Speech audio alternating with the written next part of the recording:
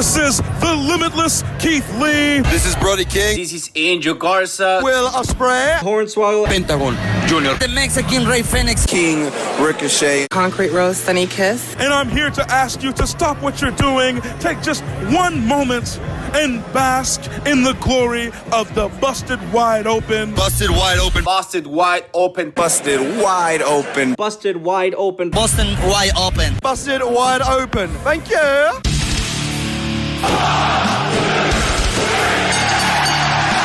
You're listening to the Busted Wide Open podcast, dropping the elbow on the hottest topics in sports entertainment and the world of professional wrestling. With your hosts, Nick Howell and Sir Ian Dangerous.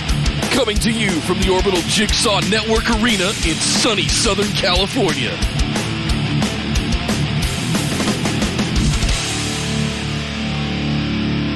Welcome everybody to BWO Live, coming to you from across the Busted Wide Open universe of Twitch, YouTube, and Facebook. This is the BWO Mailbag, episode number 94, creeping up on 100. My name is Nick Howell. And I am Sir Ian Dangerous. And yes, we are here to answer your questions. That's right. You've asked us questions over on patreon.com/BWO or YouTube. You just sign up for one of our tiers, and you too can ask questions over there. You've asked us questions. We're here to answer them. It's real easy. It's an AMA format. If you want to ask questions, you can ask us anything you like. Obviously, we are a wrestling show, so they tend to be wrestling questions, but it literally can be about anything. We'll answer anything. That's the whole point of the show, is just to have a little fun and just talk about stuff. That's the whole idea. So, Nick, without any further ado, let's actually answer some questions. What do we have lined up today? We got a bunch of stuff today. Strap in, folks. It's a big mailbag show today. Bring it. Not quite as big as when we did 2 in the same night, but it's still sizable. That was a lot of questions. Leading us off this week, a newcomer in the first position, Mr. Brian Average. Brian says, greetings and salutations, gentlemen. I want to apologize as I had a question, but it was given its release for being too short and over the age of 30. Oh, no. I actually just wanted to say thanks again for the awesome shows and content. Also, I wanted to let you know that I can't wait to be a BWO champion once again after SummerSlam. Now, the question is, which title do I go for? Ooh. He's already been the champ. I mean, it's a little crowded down there in the booby champ position. Like, everyone's going for the booby champ. I'm not sure why. Do you want like razor sharp cut up beer cans? Why is this music already because playing? He was asking, like, what title should he go for? You know, it makes me perspire. Do you go for the Grand Championship? B, do you go for the NXT Championship? C, do you go for the SummerSlam Championship? Or D, do you go for the booby prize? Of one of those. Why do you no? This does not have to get played for every goddamn question today. Save that. No, I was setting it up as a millionaire question. Knock it off. All right. That's a great question. I like I said. Okay, so here's the thing. He's already been champ, and I feel like, I don't know. Maybe I'm evil. But I'm already seeing the fireworks going off down there over in the booby champ position. All the boys fighting for the booby champ, throwing haymakers right and left over on Facebook discussion group, coming for each other, even here on the mailbag show. Jessup's even done a full gimmick change. Like they're not messing around. He did a full gimmick change to go for the booby prize. I kind of feel like it might heat things up to make it even, like, to have another contender enter the fight. Like, that might even make things a little bit more intense, if you will. Could be interesting. I'm saying. Could be interesting. You might consider go, because again, as we've said many times on this show, getting the booby prize is not, like, obviously it's always going to be somebody. But if you are trying to get it, it takes a bit of skill to actually get it. It's hard to achieve that if you're gunning for it, as it is to achieve the grand It's kind of prize. like Tenet, if you've seen it. It's like everything's in reverse. You have to think and book. Do in everything, reverse. yeah, everything in reverse. Exactly. So, yeah, you know what? I'm gonna weigh in and say, Brian Average, you should try to be booby champ. That way, Final you answer? can say that you're the. Yeah, you know why? I believe. Correct me if I'm wrong. That would make him the first opposite champ. Or are Where we he's had just both titles. manifesting new titles out of thin air? But The am I BWO. wrong? I was thinking more like Grand the Slam first champion guy- if somebody completes the cycle. That's what I was completing Yeah. the cycle. So if you you've are been the booby champ, and then you've been the booby Pick'em's champ. NXT champ, WrestleMania champ, because we do them for takeovers too every now and then, and Grand Champion. Well, If now you you're can get now you're all getting five, the whole cycle. You're a BWO Grand Slam champion. You will go Right, down in the record right. books as a Grand Slam champion. I think That's something to strive just for. being opposite champ, being yes, I have held both the booby intentionally and the grand prize. And anyone who's been the booby champ already, whether intentional or not, if you go for the grand prize, that still counts to me. But if you call your shot, I think there's a little bit of extra, it's like shine, a little bit of extra prestige on it. So, yeah, that's my final answer. And don't you dare play that goddamn music again. I'll try. No promises. Okay. What about you? Do you agree? Yeah, totally. You've been a champ already, as you said, Brian. Go for the booby prize. And here's the thing. SummerSlam, we've also got a takeover event happening the following night because SummerSlam's on Saturday, takeover is on Sunday. So there's also the SummerSlam pick'ems and the takeover pick'ems. So True. As far as I'm concerned, there's 5 of them that you got to complete for the what we'll dub the BWO Grand Slam champions. I can't believe we're doing all this. It's so fun. I love it. Thank you, Brian. Next up, Alex Washington says, "What's up, guys? Hope you're both doing great this week." Questions this week are: have you seen the new Suicide Squad or Wrath of Man with Jason Statham? Yes to both.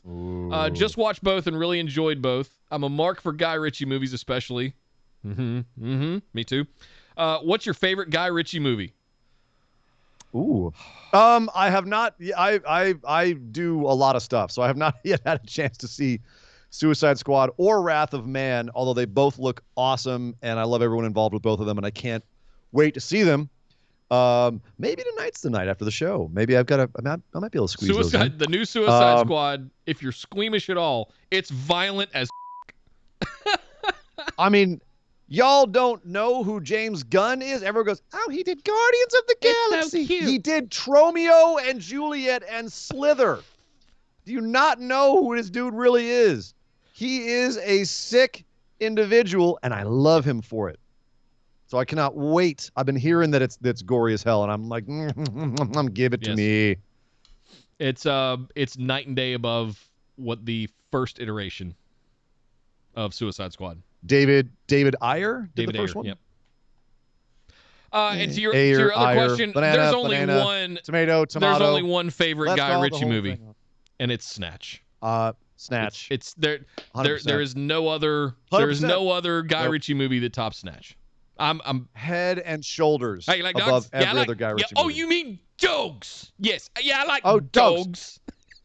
I like dags. I like caravans more. Nick, it's another movie I will be we'll here be here all quoting night. all Yep. day. Don't do it. There are a lot of good Guy Ritchie movies. A lot of totally respectable, good Guy Ritchie If movies. you like old Cockney gangster Snatch movies is the like best. that, look up like We Still Kill the Old Way. I'm trying to think of some other, anything with Ray Winston in it is going to be a good old Cockney gangster movie. Anything with Yes. Ray Winston. Yes. Period. Is anything with Sexy Ray Winston? Beast. Period. Go watch Sexy Beast. You'll be Sexy quoting Ben Beast is Kingston great. for years. Yes, you will.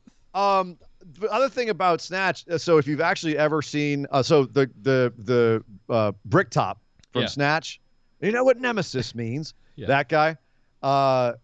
Check out Cockneys versus Yes. Zombies. Yes. If you want more of him in your life. So yeah, Snatch all day long, Yeah. Alex. And I cannot wait to watch Suicide Squad. I'm going to go or watch Wrath. Snatch again later. Thank you very much, Alex. Oh, other thing to look up. I think it was Pierce Brosnan. BMW did this thing a while ago, 20 years ago, where they wanted to advertise the new 5 Series or something like that when it was coming out in the early 2000s. And they hired like 5 different directors to do 5 different things. So Guy Ritchie was one of them. He had... And you know who he cast? It was Clive Owen and Madonna. Yes. A Madonna, who was wife at the time, in the backseat. Getting thrown around, and Clive Owen's doing all this drifting and crazy driving in it, and it's got a really cool track to it. Right.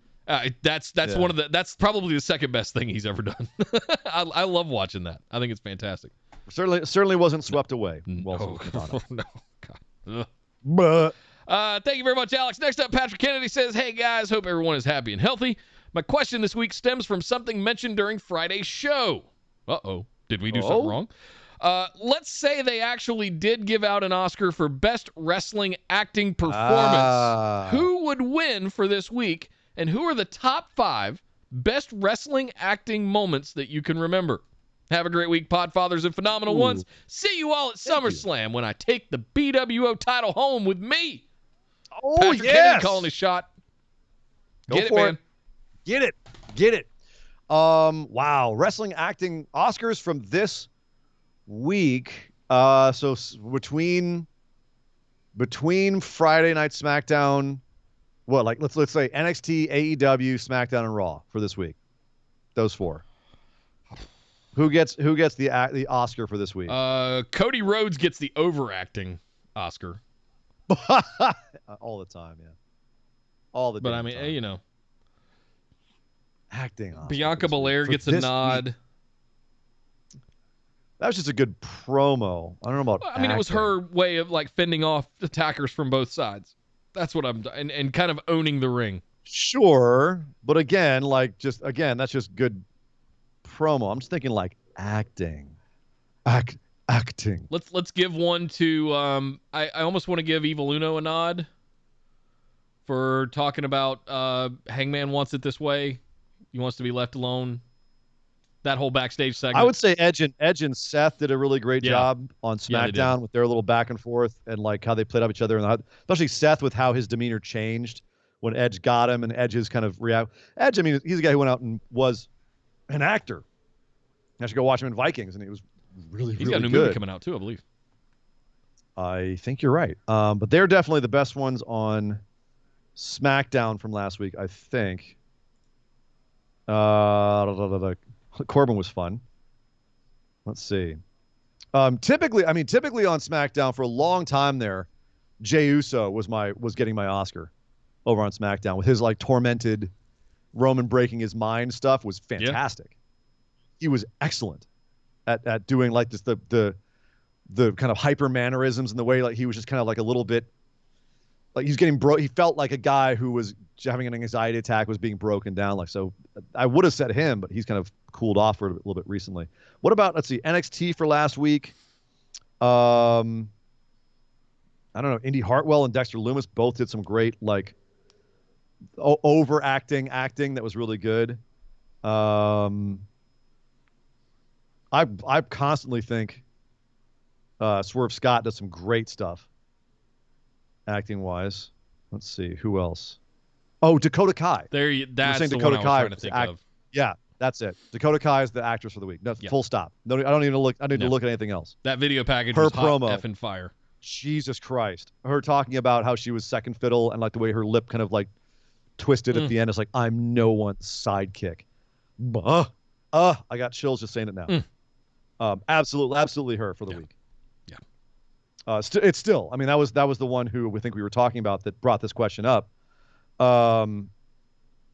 Yeah, I don't think anyone beat her on Raw. You know who I'm going to give one to? Baron Corbin. Yep. Really? I think he's knocking this thing out of the park. It's very high school drama. Okay. Me, which is fine, but ain't going to win no Oscar. Not from me. It's fine. It's funny. Matt Riddle's killing his performance too. I'm not going to give him an Oscar. There's no multiple levels of things going on there. You know what I mean? There's no internal monologue. He's just having fun and doing stuff. He's great at it. Him and Randy are, like I said, they're great.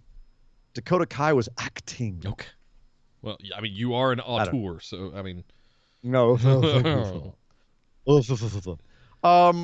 Top 5 best wrestling acting moments. What do you think? Can you think of any like great moments where you're like, damn, that person acted their ass off? Right off the top of my head, I'm gonna say Mark Henry's retirement speech. Yes, I know. I Dog mean, Ziggler. I can't argue with that, Dog Ziggler. He can't either. He's so fired up about it. Top 5, all He totally time. agrees. Mm-hmm. Uh. Mark Henry got you too, didn't he? That salmon, Jack. The problem was he thought Mark Henry was a really big salmon, and the salmon was going to go away forever, and he was never going to get to eat the salmon, and he was really bummed about it. He was like, "No, don't leave, salmon," and he was totally hooked in. And then the salmon was like, "Never mind, John Cena, Hall of Pain," and he was like, "Wait a minute, he's a mean salmon. I don't like him." And then what did you say, Dawes? Then what did you say? Well, he's growling. Okay. He was grumbling about it. Rubble. Rubber, big salmon. Big salmon's mean. Like big turns. Can we get one to Tommaso Ciampa for his role and his return, especially to silence and just extreme hatred and vitriol when he came back. Him and Gargano both were great in that. And I'll give Nikki Cross a nod too with the Nikki's got a secret. Yeah, that's true. And like that whole Nikki Cross in general is a great actress. That's true. I think she's very invested.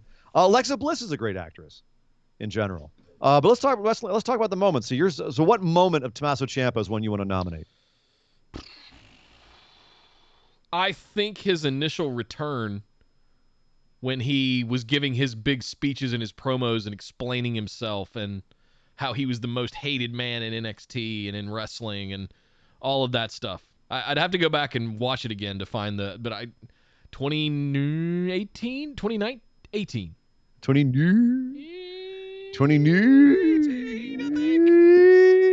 I'd have to go back and look. Okay. I'm going to nominate another one. I'm Sorry I Love You. Oh, of course. Rick and Sean both. And because Rick's just, it's the point in wrestling. It's the point in wrestling where, like, and Rick's one of those guys who, like, it's always real to him. Right. But that's the best actors. It's real to them. The hardest 45-year-old grown men are on the floor sobbing as Ric Flair takes his final shot that we all thought until he went to TNA. Hugging your pillow on the couch, ugly crying. Don't do it, Sean. Like choke crying. Don't kill Rick. Yeah, that's one of the greatest moments in wrestling because my eyes welled up already. Just thinking about it, just talking about it, making a joke. It's one of the greatest moments in the history of wrestling. Yeah. Oh my God. Yeah. That's that one there. Who is rumored to show up on Dynamite tomorrow night as well? By the way. Yes. He just won't quit. Ultimate Warrior. Ultimate Warrior and Papa Shango feud. Some of the best acting I've ever. No, I'm kidding. I'm kidding. Repo Man, then I'll nominate as Repo Man. Hey, don't you dare come for Repo Man. Not on my show. I was a Repo Man fan before Simon Miller. He stole my gimmick. It's fine, but don't come for Repo Man in my presence. All right. Fair enough. Or Mantle. Hey, Kyle 300 bit said all-time Oscar goes to HBK between I'm Sorry I Love You and everything he did with Taker first and second match. Oh God, yeah, just all of those WrestleMania. But I mean, that's the thing. One of the reasons why Shawn is Mr. WrestleMania is because of his facial expressions and his acting in the matches. And on the biggest stage, he puts in the best performances in the matches. He understands drama when it's on the biggest stage, when it's heightened to that level. He gets it and he can deliver it. So I mean, yeah, we just give like a lifetime award. Lifetime Oscar goes to Shawn Michaels. Here's a question. He's Mr. WrestleMania. Yeah. Bret Hart's been known as Mr. SummerSlam. Has John Cena surpassed? But never going to give him enough. Has John Cena surpassed Bret Hart as Mr. SummerSlam at this point? I mean, he certainly lost more matches than Shawn. In general, as a performer, I don't know if it's a win-loss thing, but like big matches as a performer, yeah. Big fight matches at SummerSlam. I feel like John Cena has earned that title at this point. There's certainly an argument for it. I'll put it that way. Like I'm not going to 100% go in. I got to go like. Brett's had like 6, let me go look. 5 or 6? 6 or 7 major. Yeah. Cena's had like 10. Let me go look. Yeah. Dude, lost most of them. But I mean, when we were doing our SummerSlam countdown, Brett was in the top. Cena was in the top. Like we had a ton of Cena matches, a ton of Brett matches. It's between the two of them. I'll give you that. Yeah. But anyway, so more other wrestling acting moments. Like who else? I think Edge has had a bunch. Edge's promos last year about Randy Orton. Do you remember those? Yeah, of course. Holy shit. We were talking about it then. He was putting on clinics in wrestling intensity and acting. Who else? I mean, here's the thing. There's promos and there's acting. And I think that's we're going to go down a damn rabbit hole here. We got to be careful with this one. This might, hold on. This might be a bonus episode. Ooh. I'm not even kidding. Acting in wrestling. What is acting in wrestling? What is real in wrestling? What part of promos are acting? Like, it'd be really interesting, I think, to dissect what crossover there is between like classical theater acting or film acting and wrestling acting, because wrestling involves acting as much as they want to make it out to be a competitive sport or performance art or everything else, as much as they seem to be against people taking actual acting lessons at the Performance Center, and they're doing, promo classes, but really they're acting classes, but they're not teaching them classical acting techniques. And, some actors go away and take acting classes and come back better. Rock did it. Rhea Ripley's doing it right now. So that, you know what, Nick, I might actually say, let's put a fork in this for right now and come back. This might be a really fascinating bonus episode to really talk about that part of wrestling, not the actual physical sports part of wrestling, but the entertainment part. Yeah. Going back to Alex's question previously, if your fans if your kids are fans of John Cena, do not let them watch the new Suicide Squad movie. You will regret it. Yes. You've been warned. You have been warned. That is not the John Cena you know and love. That is not John Cena. No. He's going to kill your wife and kids for peace. Yes. Thank you, Patrick. We'll keep an eye on that one. Next up, good Brad Shepard. Oh, Sheppy says, "Hey, fellas and BWO fam, I hope everyone is having a wonderful day. The wife and I have been watching Ted Lasso. It is a freaking hilarious show centered around a fictional English soccer team. That'd be a football team. Being a huge sports fanatic, American football, soccer, wrestling, etc., just wondering if you guys have any favorite shows or movies revolving around sports." Oh, God, yes. I will take it off the air and let you guys pontificate. Thank you, Sheppy. I was a child athlete. I started playing t-ball and coach pitch at 6 and 7 years old. Played all the way through college. Friday Night Lights, the series with Kyle Chandler, Connie Britton, and movie's Taylor okay. Kitsch, The series, I hear that theme song and my eyes well up. I don't know what it is about that. I have the chicken skin going right now, but I hear that and it takes me, because I grew up in rural North Carolina, right? I went to a huge 5A school in North and South Carolina. I've transferred in the middle. I went to big rural high schools, and everything revolved around football on Friday nights, homecoming, pep rallies. So it takes me back and connects me to a thing in my childhood. It is by far and away my favorite. It's one of my top 5 favorite series of all time. It's that good, first of all, but it's kind of gets a special nod because it means that much. But if you haven't sat through the entire Friday Night Lights series, it's well worth it, I promise. So, yep. What about you, Ian? Sports stuff. Is that you're just gonna do one and done? I thought you had a whole list coming. Like, I was about to be like, favorite shows or I love Any Given Sunday. Miracle. Any Given Sunday's fun. I like to see.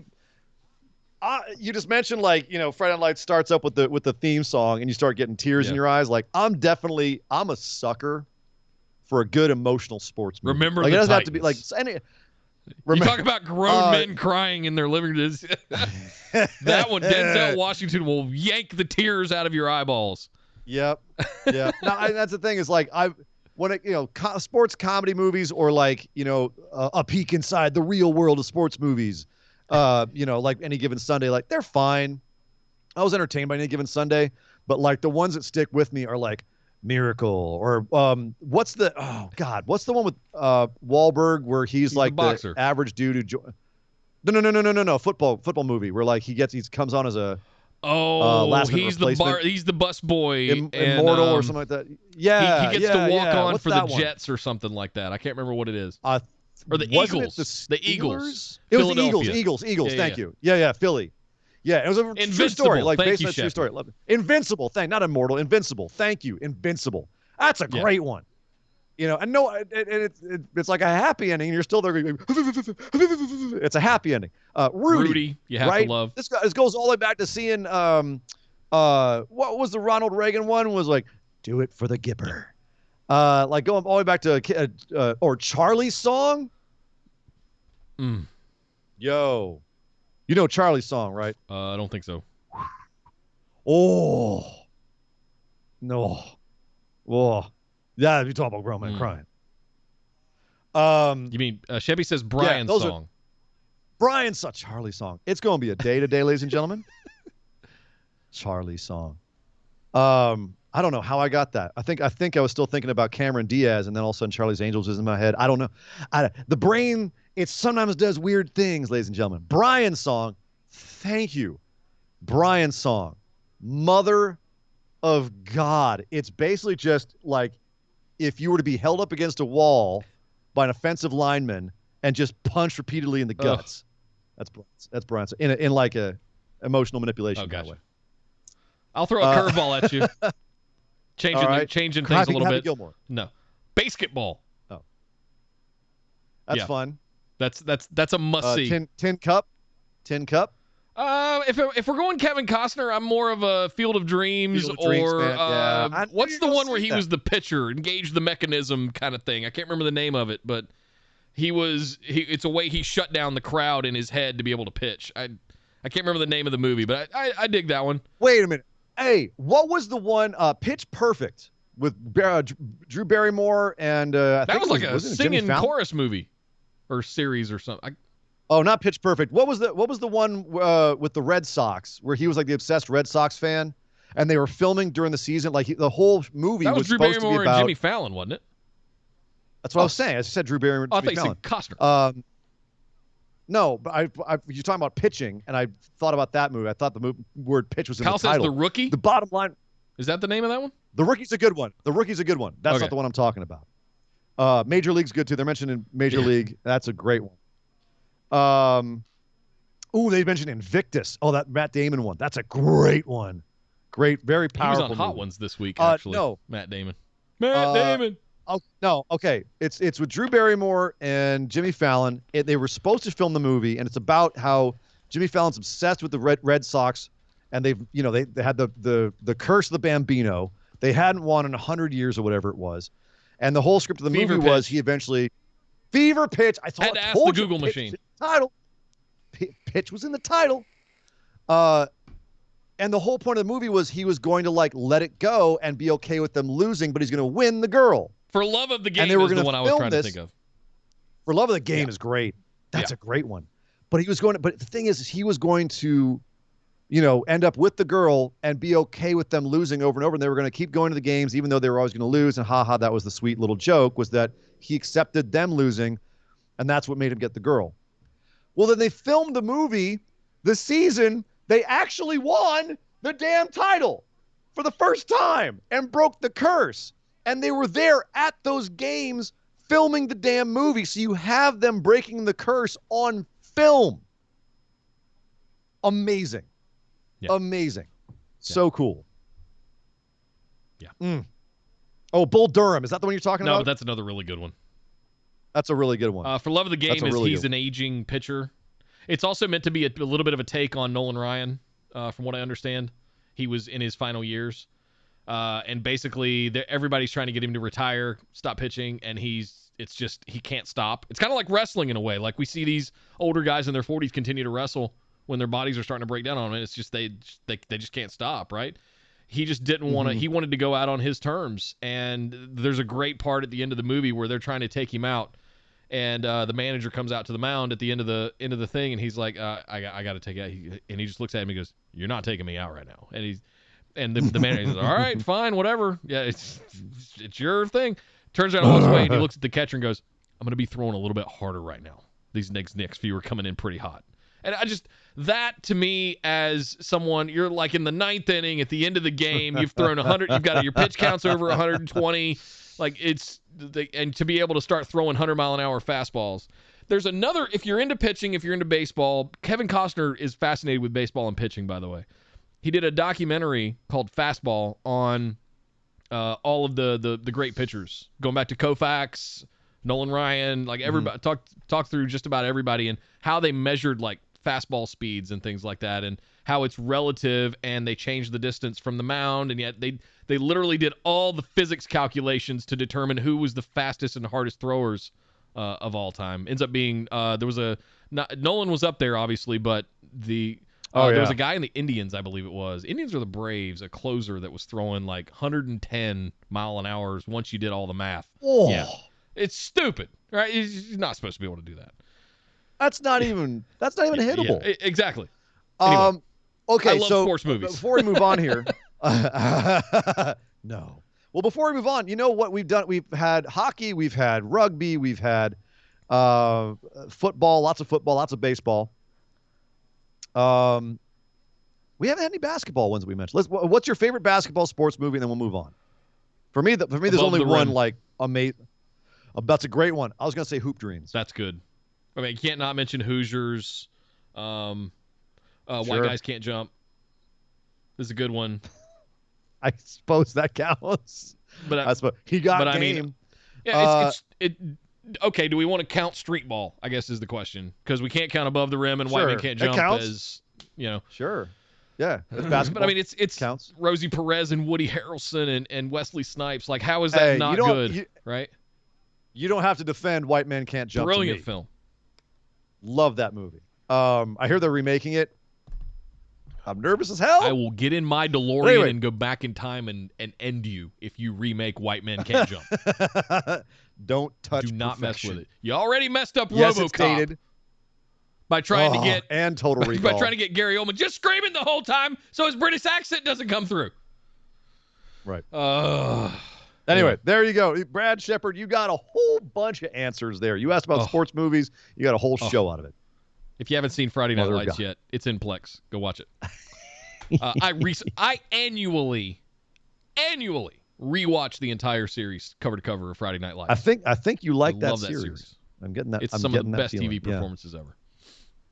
Coach Taylor. I'm getting that from you. Yeah. Coach Taylor. And Tim Riggins. All right. And to get South Texas football, so you get your accents going real hard. Down there in Dillon, Texas, and they play football on Friday nights. Right? All right, we got to reel this back in. We got a show to do. Lot of questions to go. He's going to do a whole show on Friday Night Lights, ladies and gentlemen. I'm going to put one of my hot buttons is going to be the Friday Night Lights theme, and we're just going to play it every now and then, right? That's just so you can start crying. Coach Taylor. We have to make Nick cry in the middle of the show. We're going to Friday Night Lights him. Hey, Nick, Friday Night Lights. All right, next up, the Mullet King himself, Mr. Brandon Monroe, says, hey, great ones, hope you are well and enjoying life and its twists and turns. Man, there's a lot of twists and turns happening right now in Nick's life. I can tell you that. There's some turning and some twisting, and we're not talking about his intestines. Well, I mean, that's a daily occurrence. But anyway, I digress. Hello. Using any current promotion and any current wrestlers, choose the first main champ, mid-card men's champ, women's champion, women's mid-card champion, and finally a tag team for a new ECW promotion. Ooh. Goodbye and good night. Bang. Thank you, Brandon. So we have to. Oh. I'm losing you. You went tiny. Oh no, you're going tiny. It'll recover. Hang tight. I didn't do nothing. I know it's that Spectrum. There we go. It's back. Okay. So we have to Reboot ECW? Is that what we're doing? Yeah. Okay. So rebooting ECW, we got to pick some champs. Let's start with tag champs. I did get tiny, didn't I? That was really scary. Tag champs. It's what Skype does automatically when your connection goes to shit. Ricky Shane Page and Nick Gage. Oh, do you want them to die? No, I want everyone else to die. Sorry. Yes. We were talking about Bond last week, and it came back up in Facebook, and whole tangent. What do you want me to do? Do you want me to live? You want me to talk? No. Do you want me to talk? No, Mr. Bond. I want you to die. All right, Goldfinger. Yes. Let's So okay, tag champs. Do you agree with me, or can we move on, or do you have your own? I'd say the Rascals if they weren't already champs. That's not a bad idea either. I was going to keep my cruiserweights for the mid card, but all right. So So I'll go Ricky Shane Page and Nick Gage. You go Rascals. What about women's mid card champ? Mickie James. All right. And the main women's champ? I'm not going to argue with you on that's a good one. Who's vicious? I would say my first picks would be either Jessica Havoc or yeah.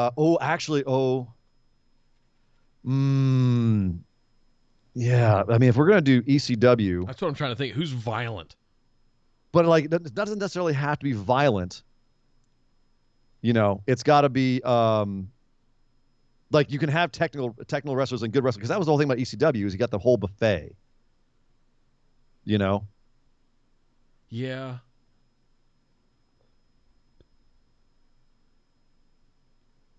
You know who I think got a bad beat was I think she was Ring of Honor Women's Champion. Not Killer Kelly, but I think it was Kelly. Oh. Killer Kelly would actually be a good mid-card champ. Why can't I remember her name?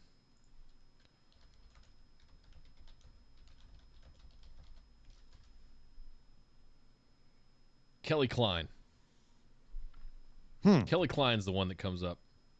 Remember she got wrapped up in all the Joey Mercury shit when Ring of Honor was kind of falling apart and going to shit there for a minute? Yeah. And she stood up and defended Joey Mercury's kind of statement that he did. I don't know. This is like end of 2019, beginning of 2020, I think, before pre-pandemic, before we forgot all about it because of the coronavirus. She was a 3-time Ring of Honor Women's Champion. Like she's legit, and she has disappeared from wrestling. Maybe make her a mid-card champ if she wants to come back. I have your new ECW Women's Champion. I'm all ears. Mickey Knuckles. I'm not familiar with Mickey Knuckles. Go watch Queen of the Death Match from last year. Year before last, excuse me. Mickey Knuckles. Okay. Look her up. Look her up, everybody. I'm in. I see. Yeah. Okay. She is an ECW Women's Champ. 100%. I throw an Abaddon wild card in there too. Abaddon and ECW would be batshit. Now we're just building a roster. Yeah. Now we're just building a roster here. We got to, okay, what about mid-card men's champ? Mid-card men's champ.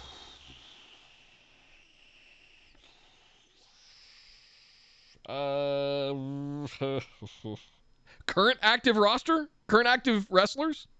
Anybody, yeah. Or anybody. Current active wrestlers. That's what he said, right? Current promotion, using any current promotion and any current wrestlers. Okay. There it is. Andrade. That's good. I'm just thinking about the fact that ECW is also a haven for lucha and for Japanese wrestling and for all different kinds of wrestling. And I'm thinking about a guy who could hold his own and probably be like a really big star. And the mid-card would be a great place to put Andrade for right now while he kind of rebuilds a bit. And I think the way that he presents himself would be great for like some mid-card technical feuds. You know, most of ECW, the high level was hardcore stuff, but the mid-card stuff, a lot more technical stuff, whether it be lucha or strong style, etc. So I think that'd be a great place for someone like Andrade.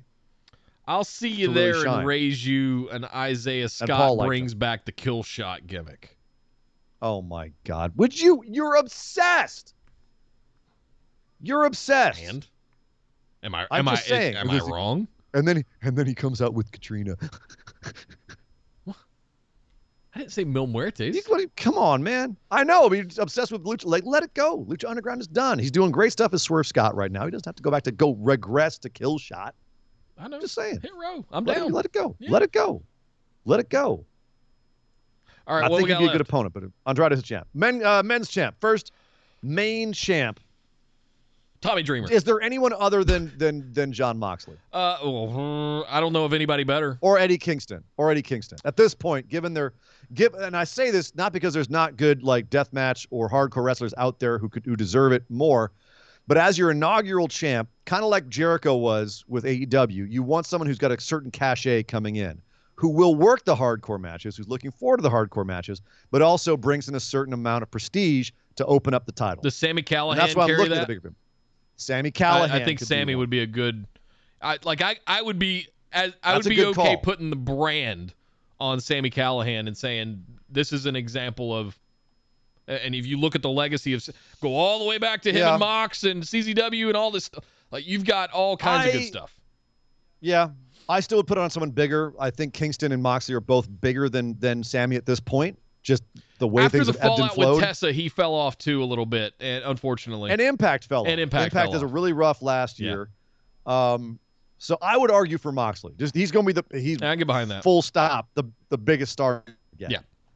If we're just saying carte blanche, anybody, Moxley, your first ECW champ. Yeah. I mean, absolutely. The only problem is how do you get it off of him? So, but yeah, there you go, people Brandon. like Sammy and Nick Gage, that's how. Mm-hmm. People Yeah. he has history with, people that you can tell stories around. Like, put those three at the top, upper top of the card for ECW. I would watch the shit out of that. It's like CZW 2.0. What is John Zandig doing? Why is John Zandig here? Right. Yeah, exactly. Matt Cardona, what are you doing here? Deathmatch King, Matt Cardona. Right. Oh, God, body slammed him on wrestling figures. I imagine that would hurt. What if that was his gimmick? Like, he worked death matches. It depends on the era. But instead of thumbtacks, he emptied a bag of wrestling figures and then, like, super Those power. are hard plastic. Super power bomb. They've got kung fu grip that impale you. You could puncture a kidney. That's his gimmick, because he dumps bags of wrestling figures out and power bombs you onto them. You get the big, like, 12-inch Hulk Hogan doll. Yes. Oh, man. That's his ECW gimmick. You're welcome. As God is my witness. You're welcome, Matt. That action figure is broken in half. Right. All right, there you go. We can do this all day. There you go, Brandon. brother. Thank you, Brandon. Appreciate it, brother. Next up, the two-time, fully acknowledged Booby Chief, Mr. Martin Welch. Good day, good pod, gents, ladies, and all others. Life is good in South London. The wife has 2 job offers to consider now. The kids are happy and healthy. And lastly, I am one happy, sexy mofo. Yeah. That's the way to be, my friend. Mm-hmm. Question time. Good feels. Here is a list of wrestlers. I want you to make matchups for them. All their opponents have to be dead. That's not going to be much of a wrestling match. Yeah. Okay, so Weekend at Bernie's, only wrestling. I mean, I'd kind of watch that. I got to be honest. Watch AJ. Sick bastard. Sunday. Tune in to watch AJ Styles fight a corpse. Right, like,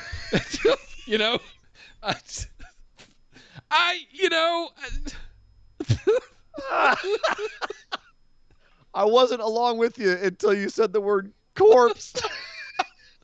It's just I'm taking what you ask me literally here, Martin.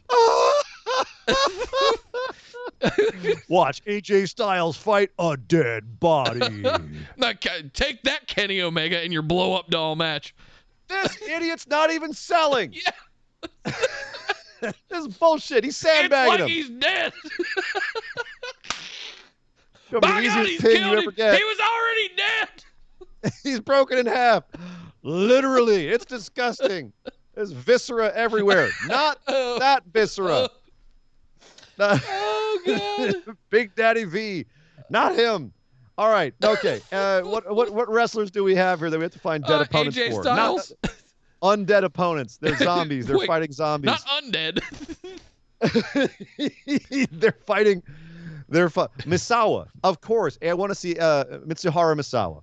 This summer, Becky Lynch takes on zombies. You know, just we could get stupid with this. Hey, we've seen a versus zombie match, and it was goddamn awful. So let's hope we don't see that again. Okay. AJ Misawa. AJ Styles. Okay. Come on, send him back to Japan. Have him go against the best of all time. Yep. Absolutely. Who else? I'd love to see Becky Lynch, who's next on the list, fight Trish Stratus like in her. Let's trade off here. I mean, well, she's not dead. So. Excuse me. I'm sorry. I got to do dead.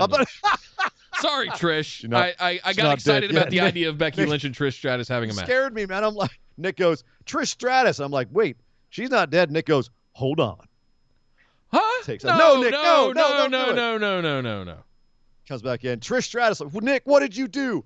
What did you do, Nick? Just trying to answer the question, man. She was just doing some yoga. What? What? Who fights? Who is deceased and fights Becky Lynch? China. There you go. I mean, because otherwise you're looking at like Mae Young. I think China's the best answer there. I mean, what a great feud that would be. Yeah. That could legit. Talk about underdog babyface Becky versus the monster China. Absolutely. Yep. All about it. Who's next? Up, Cody Rhodes. Versus his dad. Ooh. Versus Dusty. Ooh. Easy one. Yeah. Who's next? Darby Allin.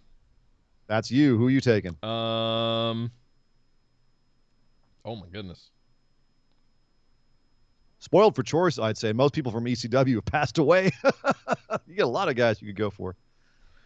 Have we lost Sandman already? No, Sandman somehow is still alive. God. And looking relatively good, all things considered. Did he quit drinking and smoking? Last time I don't know, but last time I saw him in an interview and all the other stuff, last time I saw him in an interview, I was like, how does that guy still look that good? How?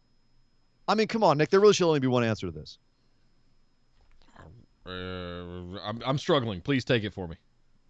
New Jack. You talk about two guys who just do not give an actual F about their bodies and let them go. And can you imagine the promos New Jack would cut on Darby Allin and vice versa? Yes, I can. Like that would be nuts. I can't even do the New Jack promos. I'll let you all imagine it. I'm not even going to do an imitation because I just don't think that it would be very acceptable for me to do the kind of promos that he would cut on little skinny Darby Allin and his Hot Topic makeup. That would require gratuitous use of the N-word, and I don't think we should do that on the show. Well, I definitely wouldn't go to that point, but they would be very entertaining promos. I'll put it that way. Yeah. Very entertaining. And that match would be bananas. Yeah. Yeah. All right. Who else? Next up, we got Eddie Edwards. Ooh. My problem is that I'm never sure of like who's dead or alive, if I'm being honest. You pretty much assume that they're dead. I don't have this like running ticker of who's passed on us. Eddie Edwards. Let's see. I'm gonna say, you know what? Actually, we never mentioned it on the show, but this might be recency bias.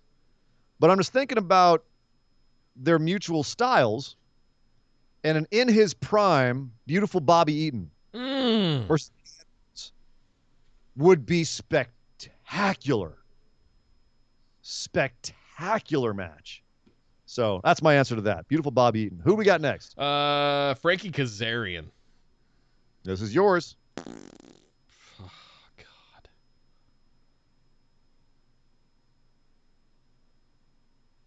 God. I'm stumped. I'm having trouble thinking of people that have passed. Mr. Perfect. Owen Hart. Both those guys are. Owen would be good too. Owen Hart versus Frankie Kaz. Okay. All right. I'll give you Owen Hart. It's your call. Yeah. Owen Hart. Okay. We'll save Mr. Perfect.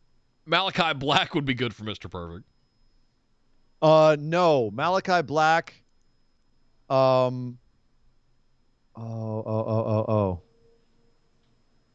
Malachi Black. Oh.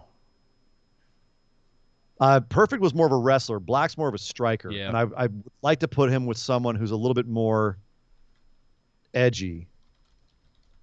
Let's see. Trying to run down the list of everybody here. Like you said, trying to think of everyone who has passed away. It's kind of sad to think about, honestly.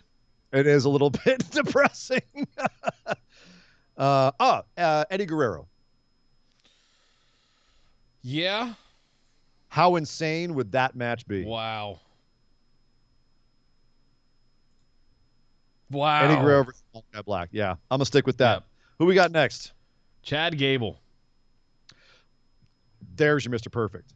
I mean, I'll throw There's Owen Hart at Mr. it too. God, seeing. I mean, if Either I could see Chad interchangeable. Gable versus Owen Hart in his prime, just good lord. Yo, versus Mr. Perfect, who was also just such a pure wrestler's wrestler. Yeah. So, who else we got? Last but certainly not least, Mr. Takeover, Johnny Gargano. Johnny Gargano, huh? That's an interesting one because he would be really out of. I think he would be kind of out of his element in wrestling in any other era but today. Because he's a bit on the small side, and typically they were all such like big bruisery guys. I'd be inclined to throw him another pillar of heaven like Taue or something. What about Like Piper? one of the guys from Japan. Oh, never mind. You got it. Johnny Gargano versus Piper. Gargano versus Piper. Can you imagine the promo offs alone? Bingo. The intensity. Oh, nailed it, Nick. Out of the park. Out of the park. Piper versus Gargano. Book it, Dano. Book it. Jay over in YouTube threw in a $2 super chat. Thank you, sir. Says Hana Kimura versus Becky. Ooh, excellent one as well. Yes. Great call Fantastic. as well. Excellent call. Any of those that we rattled off that stand out as superlative? I might take that over China, actually. Yeah. I mean, I think China would be a great one, but yeah. Good call. Great calls. That was fun. That was good stuff.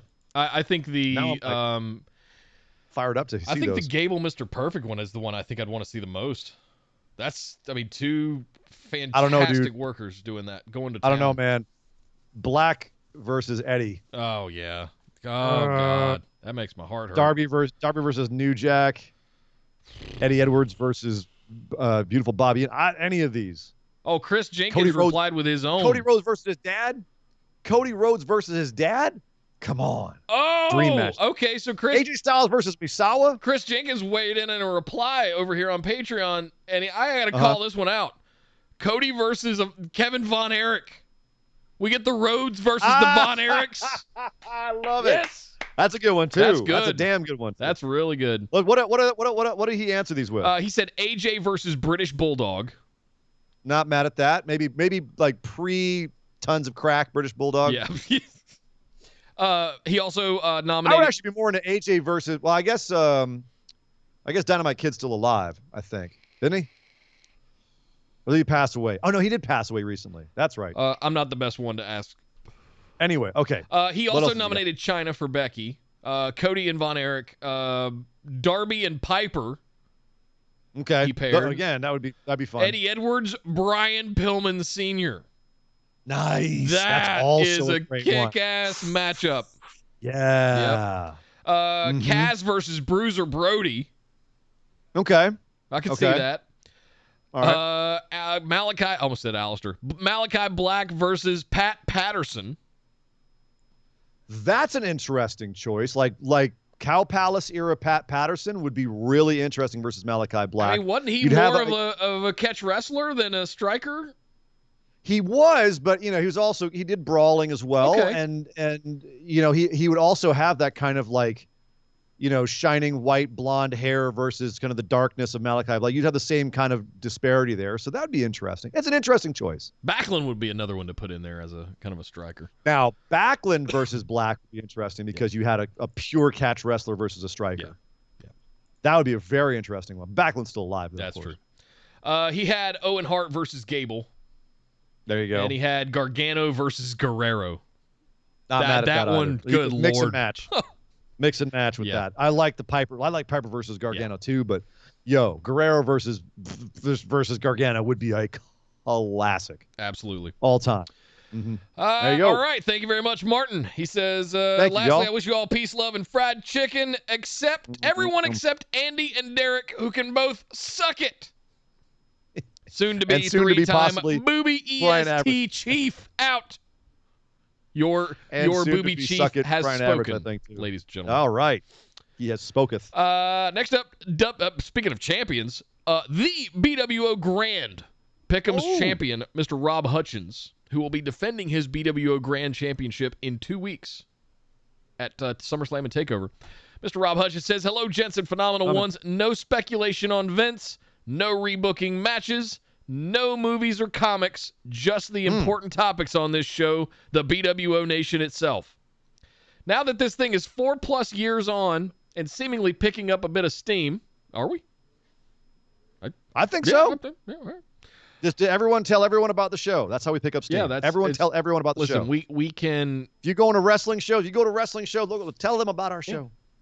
That's how we build. Yep. That's how we pick up steam. Yep. Now that this thing is 4 years plus on and seemingly picking up a bit of steam, please book out the BWO show until the next WrestleMania.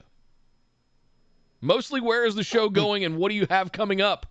Perhaps each give 2 truths and a lie about the show coming up. Who wins the patron pick'ems for SummerSlam? Does Martin Welch retain the booby prize? Have fun with it. And I need to know if Dog Ziggler ends up in a love angle. Oh, my. Finally, if you didn't see the video on Facebook, I built the first patron pick'ems belt. I'm putting it on the line for SummerSlam. I'll send it to whoever beats me. Signed, Dubstep Rob. Amazing. Thank you, brother. Yes, thank you. Thank you. Our first belt. Okay, what do we have coming up for this show? Let's eat. I like the idea of 2 truths and a lie. We won't say which is which. It's something we were talking about before the show. Let's go back and forth here. Let's each give 3 things, 2 truths and a lie. Okay. And then let's do 2 truths and a lie. So you do an announcement, I'll do an announcement, and we'll go back and forth, 3 of them, and we'll let you guys figure out what's real and what's full of crap. You go ahead, sir. I'm moving to Vegas, which means we're going to have to do Friday nights on a different timetable because of Rampage. Mm-hmm. That's coming up. Mm-hmm. I am going to have to take off about 2 months later in the year.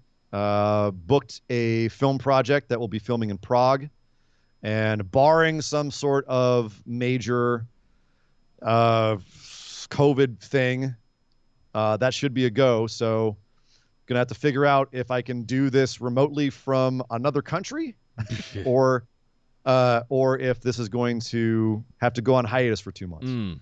So there's my first one. What's your second one? I am buying a house for the first time in my mid-40s. What does that have to do with the show? Absolutely nothing. Okay. I thought we were just doing 2 truths and a lie. About the show. The whole point is about the show. I mean, congratulations. That's a big deal. That's awesome. But that's kind of tied into the first one there.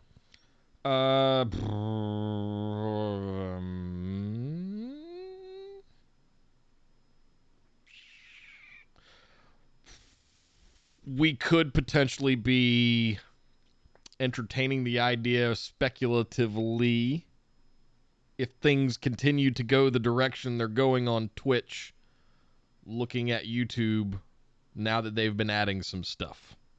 Mm-hmm. Aren't we already on YouTube, though? We're on YouTube.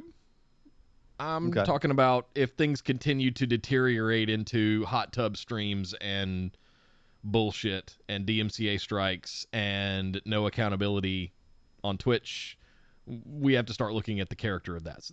It's something that's been discussed. It's not something that's going to happen in a month, but a year from now, who knows?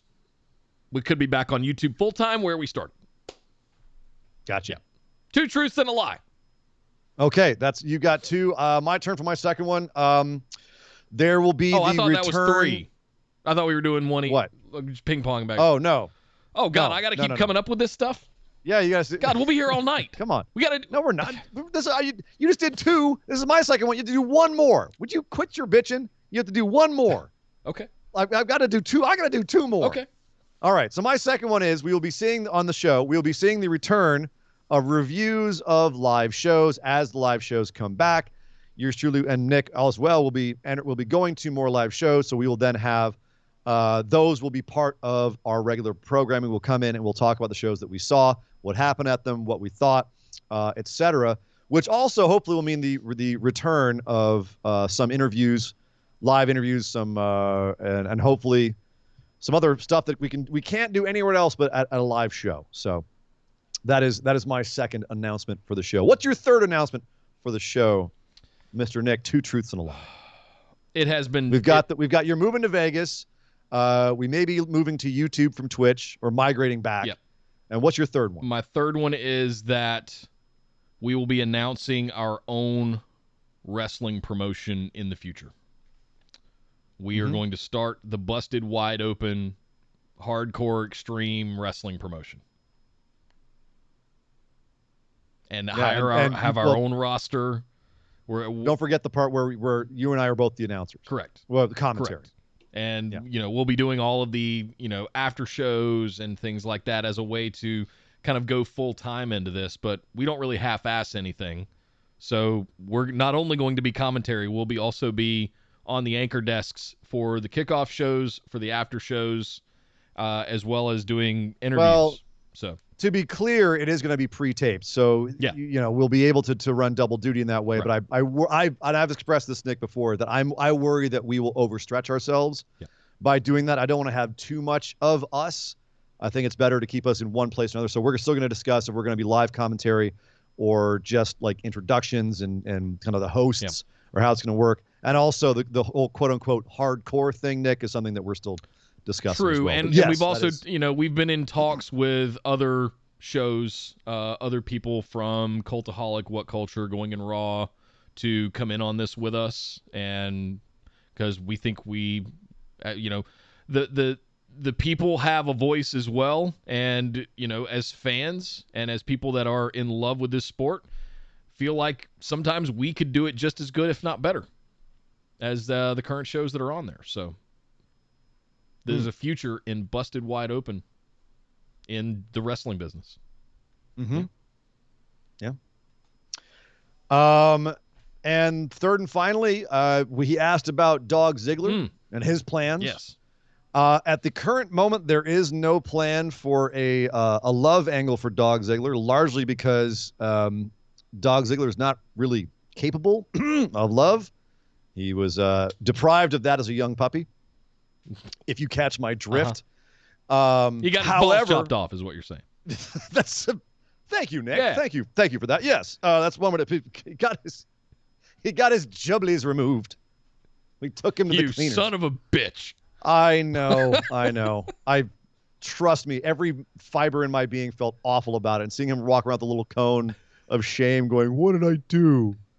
was just the saddest damn thing ever. But so no option for a love angle. However, Dog Ziggler is actually possibly going to be involved in some wrestling angles later this year on this show. There may be some Dog Ziggler angles on this show where he does actually get involved in the production creation of this show and some segments as well. He obviously already interjects himself fairly regularly, but there may be more of a Dog Ziggler presence, as well as a Dog Ziggler t-shirt. I know he's in the Funhouse shirt, but there may be actually some more Dog Ziggler. There's actually a couple more t-shirt designs we have coming.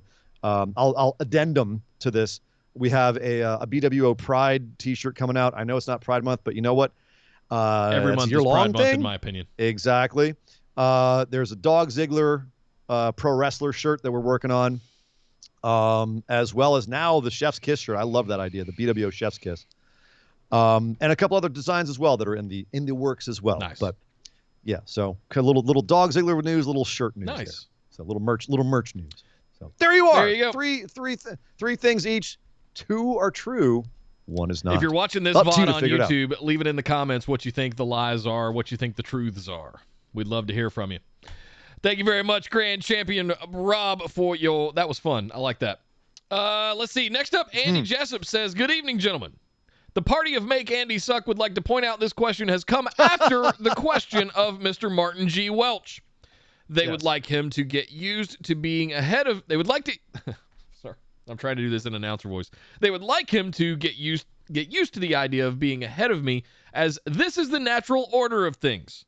Please also note that this is a two-party campaign, and the challenge of Mr. Derek McRae for the BWO Patron Pick'em Booby Prize is not even recognized. Ouch. Another reason why I think that Brian Average should get involved in this. Yeah. Because this is already breaking down. Yeah. I'm okay. I'm okay with McGator guy inserting himself here. BWO official Keiko. Can I get a ruling? Okay, Good enough. Okay. Yeah, oh, she'll allow allowed it. Excellent. McGator guy, you are in the running. Brian Average, should you choose to, we can make this a fatal four-way. Oof. Oof. It's officially coming down from BWO official Keiko here. Excellent. Anyway, my question. You have to forgive me as I have a lot of thoughts I want to get out. But I would like to talk NXT. If these reports of NXT going back to being pure developmental for big guys only are true, then what was the point of the last 7 to 8 years? We got emotionally invested in stories like DIY, Undisputed Era, and many others. They call up or fire talent in the middle of stories. Moving forward, why should we even bother to invest in any WWE storytelling if it's been shown it doesn't matter? Why should we as fans even invest in NXT again if Vince is going to ruin the work they put into building new talent? What does this mean for the USA deal? This new look is definitely not what USA paid all that money for, and that relationship seems strained as it is. Is WWE wanting to be the land of giants 2.0? Vince thinking that's how they defeated WCW in the Monday Night Wars, so it'll work again with AEW? Again, sorry it's long and rambling. Have a great week and stay sexy. You can't co-op Martin's closing lines, Mr. Jessup, just as a general rule. I think this is a battle for who gets the closing line. Gotcha. Okay. Interesting question. So obviously a lot of people are frustrated with what the perception is going on with NXT. Yep. Again, this is all reports from what we're hearing. We have yet to see what this is actually going to look like in practice going forward. Obviously, it would be a ridiculous idea for WWE to undo a lot of the things that made NXT popular in the first place and probably tank them from where they already are, which is kind of falling slowly off the map. It's always shocked me how little people watch NXT, but we're kind of, I think I would argue, past its prime, and a lot of it has to do with Vince kind of killing the golden goose and putting his foot on its neck and taking a lot of their stars in the middle of their prime in NXT and then ruining a lot of them on the main roster. And some of them did very well, but some of them very much did not. And it's interesting to now see it come to this, where it does, and I agree with Andy, feel like they are just slowly throttling the life out of NXT. Yeah. It does feel a little bit that way. If these rumors are to be believed, if this is what their direction is going in, then NXT is going to be a very different product in in 3 months from now than what I think a lot of people really appreciate about NXT. Now, that being said, the same people are still going to be running it. Can they put on a good show with these different kinds of people? Arguably, I would say they can.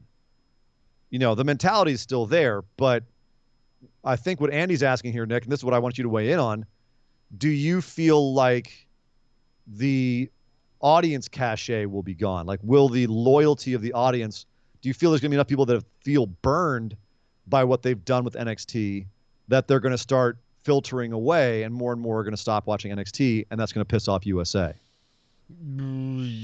Potentially. I agree to the extent that NXT had. Look at the first few champs: Seth Rollins, Shinsuke Nakamura, Finn Balor, like Big little guy. No, I'm talking about the little guys, right? Seth's not little, but he's not Sami Zayn. Okay, Sami Zayn, right? Let's Bo Dallas. Bo Dallas, yeah. right? I mean, just again, not Neville. tiny guys, but Finn's tiny. But look at what they've done with him on the main roster. Neville's not big, right? Neville's not a big man. Yeah. Neville, another great example. But that aside, so if we're going to do this whole revamping thing where we only bring in big guys, we've got to stop doing the Kushidas and the cruiserweight luchas and all of the things that we're heavily invested in right now. Ooh. I mean, how many people there who are over 30 and under 5'10" who are sweating now? Yeah. Like, is Kushida going to be Hideo Itami 2.0? I mean, at least he's it already got a feels title. like he might be. Sorry. Well, so did Kenta. I mean, Itami was the cruiserweight champion too. Sure. So wasn't Kalisto when it was. I mean, Enzo Amore was the cruiserweight champ for a hot minute. That's my point. You're like, he's got a belt. I'm like, yeah, same belt that Tommy had. Touche. I mean, there's a lot of stuff that I'm looking at NXT now going, man, if that's really their philosophy, there's a lot of people in NXT right now who are sitting ducks. You had it great 9-10 months ago when you had Dijak, Keith Lee, and Karrion Kross kind of at the top of the card, right? Yeah, he wants bigger people, and look what he does to Dijak and Mace. Like, Jesus. So what are you going to do with them? There's ebbs and flows in NXT that I feel like have organically happened over the years, and I think that's one of the reasons we invest in NXT is because we invest in the people, not how big they are, right? So yeah. We invest in the characters. We invest in the personalities, not their weight class. He's saying he wants bigger. Yeah. Well, that's what Vince is saying too. Is he wants bigger characters, not just physically bigger people. Do you feel like so Vince notoriously he gets bugaboos sometimes. He gets wild hairs up his ass. He gets obsessed with something, and he thinks that I got to fix this, and then he'll just forget about it and drop it later. Do you feel like that's what's going to happen with NXT? Is he's going to go over to NXT and just futz with things, and then just leave it alone to do its own thing, and maybe like this, Frankenstein reconstruction of NXT limps along and is fine, or maybe it dies. What do you think is Vince going to keep meddling with it? I think if he keeps meddling with it, it's going to have unintended consequences of people bailing. And whether they go and continue watching main roster shows of Raw and SmackDown, or whether they just go watch their favorite smaller, I'll do air quotes and say smaller indie guys over on the other promotions of AEW, Ring of Honor, Impact, etc., that's to be determined. We won't know until that kind of stuff happens. I don't expect like some mass boycott exodus of NXT because Vince is in there meddling with it. But if he makes it unwatchable by meddling, that's what I'm saying. That's my concern.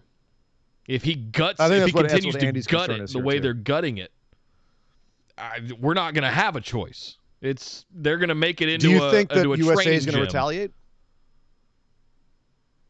Like, what do you think is going to happen with USA if the ratings keep dropping? I'm sure there's contingencies and because all kinds of stuff in the contracts. Reports are, sure. Because reports are that they were not happy with them making the changes to NXT, and they're like, "What are you doing? Why are you messing with the show?" Like, but of course, WWE can come back and say, "We know what we're doing. It's our product." But what happens if they're wrong and the ratings start dropping? What does USA do? What do you feel like USA would do? They're not going to get a big payday for renewing it if it keeps dropping in ratings. We'll be going back to the shit from the late 2000s where it's going to be on FX and Sci-Fi and obscure high number cable channels, stuff like that. Listen, I think it was hot take. I think it was a mistake to take it off the WWE Network and put it on USA in the first place. I think agreed, you broke and the it was mechanism a gamble that made It was and make it 2 hours. I think it definitely was. They were gambling that they could beat AEW with it. They were trying to slow AEW's rise. It didn't work, and now NXT is the GOAT. And I don't mean that as in the greatest of all time. I mean as in like they're taking the blame for it now. And when Vince came down to the PC and toured it, as you recall that he did a few weeks ago, he was there looking. He was there, with blood in his eyes, going, "You guys lost against AEW. I'm here to clean things up." That's I think that, again, that's my speculation on it, Nick. I don't know about you, But it certainly does feel like there's a lot of housekeeping and house cleaning going on, and not for the best. Usually when WWE cleans house, it does it with a razor blade as opposed to a brush. Yeah. It's a bloodletting. Yeah. It's a bloodletting. Exactly. And on the side of this, we're also hearing that Adam Cole is in talks with 7-figure contracts to come to main roster and all of that stuff. So if they're trying to just siphon out the talent that they can before it gets kind of axed. Get you paid while you can, Adam. Yep. Get that money while you can. I would actually love to see Adam put size aside. I would love to see Adam with a mic in his hand on the main roster and a 20,000 person arena packed going baby to Adam Cole. His biggest weapon, like CM Punk, is the microphone. Yep. It's the only thing he's got. Only thing that CM Punk couldn't get anywhere in WWE without a mic. Adam Cole is the exact same way. He will get nowhere unless he goes out there and murders a couple of promos, which we know he's totally capable of doing. So there you go, Andy. There you go, Andy. Next up, Jay Reyes. I got a frog in my throat. Excuse me. Thank you, Andy. Thank you, Andy. Says, well, hello, fellas. First, I'd like to take a second and say utterly ridiculous Vince's insistence that AEW isn't any threat or competition to them is. Then I want to meet it with a huge laugh. Ha ha ha ha. Yes, it certainly is, old man. Don't fool yourself. Everything they have done from counter-programming NXT against AEW to try to stop their viewership growth to the downright catty remarks Vince has made. Hell, I just saw the news yesterday that Bray Wyatt got fired along with like 13 other wrestlers. I guess Vince, Bruce, and Laurinaitis wanted to clean house in WWE. From what was being said... That wasn't Laurinaitis, yeah. Well, he was involved. Anyway, he was involved. Well, he was the guy who pulled the trigger, but he was. Carano's like, not there, so he's taking Carano's role of talent. Right, exactly. Yeah. So. Apparently, Laurinaitis was not involved in the decision. It was mostly the Vince axe and Nick man. Khan. he had to deliver the news. Okay. Let's see. I guess Vince, Bruce, and Laurinaitis wanted to clean house in WWE. From what was being said, they wanted, quote, no more vanilla midgets or anyone above 30. A drastic overhaul of NXT. Something else I forgot already. Which is odd because Bronson Reed is someone who is over 6 feet and a beast of a hoss doing brilliant work. Also, some of the people they let go were brand spanking new. Those such as Wyatt, Mercedes Martinez, Bobby Fish are really good talents. They've done great things for the company. Also, Vince, as far as reports goes, has been practically begging Adam Cole to stay as his contract had just about ran out. Last I checked, Adam Cole is under 6 feet and probably less than 205. I believe he's billed at 190. He's $185. Yeah, 185, 190. Yeah. When a guy like Wyatt, who one of the top merch sellers and a pretty decent draw despite how he is viewed because of the mishandling of The Fiend, where are they going with all this talent offloading? What is their end game? Are they actually selling, or is this for them to admit that they've been screwing up without saying? I've heard Laurinaitis and Pritchard aren't fans of NXT and that they got in Vince's ear to gut it in spite of any Triple H response. I don't want to see NXT go away or change to something worse. What do you guys think? Thanks. I feel like we answered most of this with Andy's. I think, we just talked about it in Andy's, but one thing I do want to address here, Jay, is that a lot of this is speculation. And even the quote of about the midgets and it was a leaked memo or email allegedly. Yeah, and it has not been confirmed that is a actual verbatim quote, but that is it's being rumored that was an actual it could come quote from butthead Brad Shepard over at Ringside News. You never know. Yeah, I mean, Fightful has said that a lot of this is fairly accurate, and they tend to be one of my go-to sources, them and Meltzer and whatnot. But when Jay, when you ask something like where are they going with all this talent offloading, what is their end game?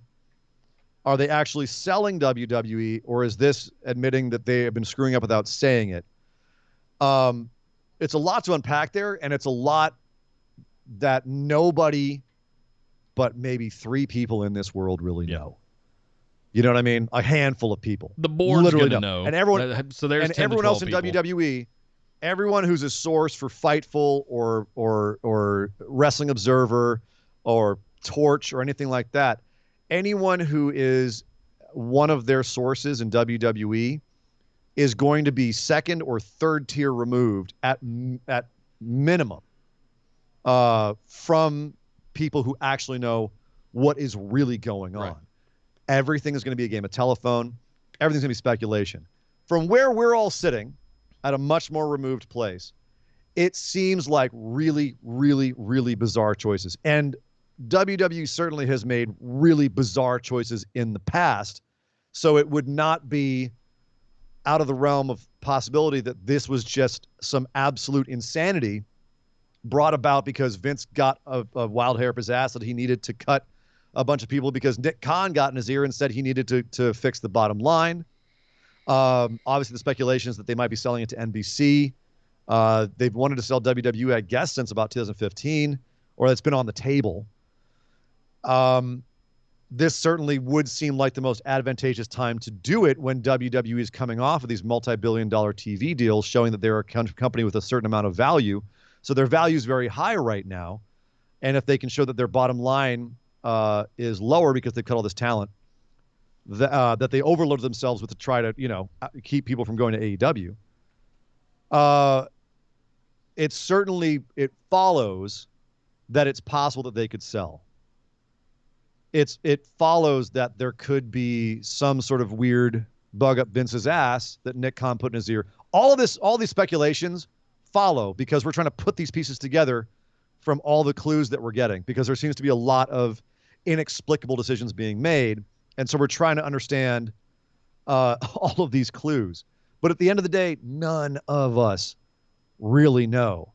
And to speculate, honestly, I think can only lead to unhappiness because we're going to sit here and do what we're doing right now and kind of stew about they're ruining our NXT. They're firing people we like. They're not doing what I would do in that situation. They're not doing what I want them to do. What could possibly be their reasons? And there's very few reasons that are going to make us happy when we try to figure out what it is. Ooh, I got one. Ooh, I know. What's that? All right, so objectively, name me 5 TV shows that have been running for 30 years every week for 2+ hours a week. None. That's just it's raw. Do you know what kind of ad sales I can do with that kind of a guarantee of a runtime and a schedule? Well, look at a season of what's Grey's Anatomy or NCIS that's been going for 17 seasons, or whatever Law and Order show they're doing this week. Even that is seasonal. Even that has a finale and is only on for 6 months out of the year. There's not soap operas, maybe you could argue, like General Hospital or Days of Our Lives or any of those kinds of things have been going, but nothing in primetime spots, multiple primetime spots throughout the week on cable television to sell ad buys. You have to think about like an ad exec in a way, or somebody so that's the approach that you have to understand. That's what the value of WWE and their brands are, is that they have that legacy of never being off air. 352 weeks a year, 3 times a week. And they have 2 to 3 hour shows to sell. They have an hour of ad buys on Raw every single week. An hour slate. 3 hours of television in the primetime slot. 2 hours on Fox on Friday nights. And another 2 hours on USA on Tuesday nights. What? That is a gold mine. And you have to think about it in that way. So they're seeing 41% drop in viewership year over year for NXT. Whoa, that's hit the brakes. Something's wrong here. Yeah. It has got to fix that. All to do with how good of a wrestler Bronson Reed is, or how big he is. Correct. Guys, we can talk till we're blue in the face about how much we love our wrestlers and how much they're screwing up our NXT. That ain't the reason. It's just business. It's just business. And it's interesting because I posted this tweet in the discussion group. WWE has never, even at the height of the Attitude Era, even adjusted for inflation, it has never been as profitable a company as it is right now. Yep. It's never made more money compared to its costs. They've never done more commercials. Ever. They're doing picture-in-picture now. There's so many ad buys. It's been getting more every year for the last 6 or 7 years. So I think 2013 was had a big dip, but like everything else was It's just been on the up. Yeah. So whatever Vince and company are doing is indeed best for business and that's what they're thinking about first and foremost. And it pisses all the people that are, looking at their creative and their talent and how they're treating them, because they're acting like a big company, a big, soulless, heartless company. They're looking at money and the bottom dollar first. And if you look at it that way, the company starts, what they do makes a lot more sense. Yep. That's all it is. You can't be emotional about it. You can't romanticize it. We can with the storylines and we can with the individuals, but it's business at the end of the day. And the fact that the fact that they can do that is one of the reasons why, going back to a further thing that we've had in the past, why they keep them as 1099 contractors, so that they can do these things. Anyway, I feel like we can talk about that for hours. Thank you, Jay. Thank you, Andy, as well, for all the NXT conversations. I think it's good stuff. Next up, Chris Jenkins says, I'm putting aside all of the recent WWE releases for a moment. I have a confession to make. When a wrestler chooses to sign with WWE, I can't help but view them in a different, slightly negative light. It's universally understood that WWE contracts come with a big paycheck, which means financial stability for the wrestler and their loved ones. I can't fault anyone for deciding to do what's best for their family. Real quick, a big paycheck and a consistent paycheck. Yeah. You're getting paid regularly. Even if it's your minimum, you're getting paid regularly, which is you're getting a check every week. Whether you're on TV or not, you're asked to be there and to get dressed, right? And it will clear. Your check will clear, by the way. Which doesn't always happen in indie companies. Even ECW, man, people at the end were getting they were bouncing checks right and left. Can't fault it. On the other hand, I've also heard there are wrestlers who are in WWE solely just to hang out in catering and collect a paycheck. I'm looking at you, R-Truth. But I'm not talking about those wrestlers. I'm talking about the true performers, the ones that became known on the independent scene for having talent coming out of their ears and confidence with themselves, along with a fully developed character and following that they've cultivated and created.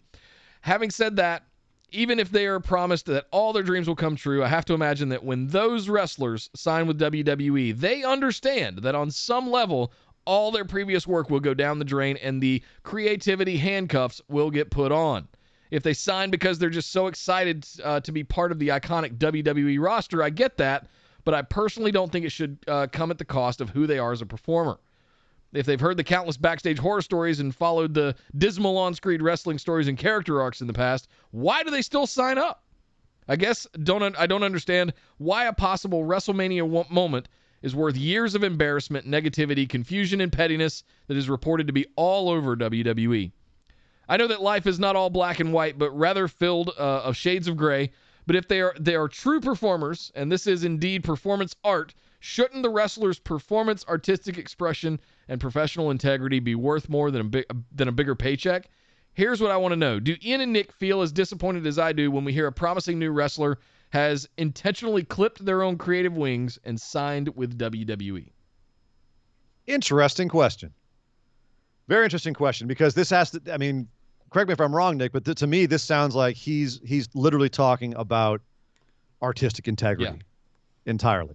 Right. And it's the old, the band that you loved. Oh, they sold out. They went mainstream. Right? They went pop. Big. They went mainstream. Yeah. They sold out, man. You used to be cool. Then you sold out. Sold out to the man. You had a radio hit. Now you're touring all over the world. You forgot where you came from, man. It's a similar kind of thing there. And, as someone who's done the whole musician thing and touring thing, and slept on floors and in the backs of vans, I can tell you, if someone came along and was like, hey, here's a ton of money regularly to go out there and, and play in front of millions of people, but you have to not play that, the music that you're playing. But I want you to wear a tutu and ballerina slippers while you do it. Yeah. There were times when I was like, give me the damn tutu. I would like to eat. Right.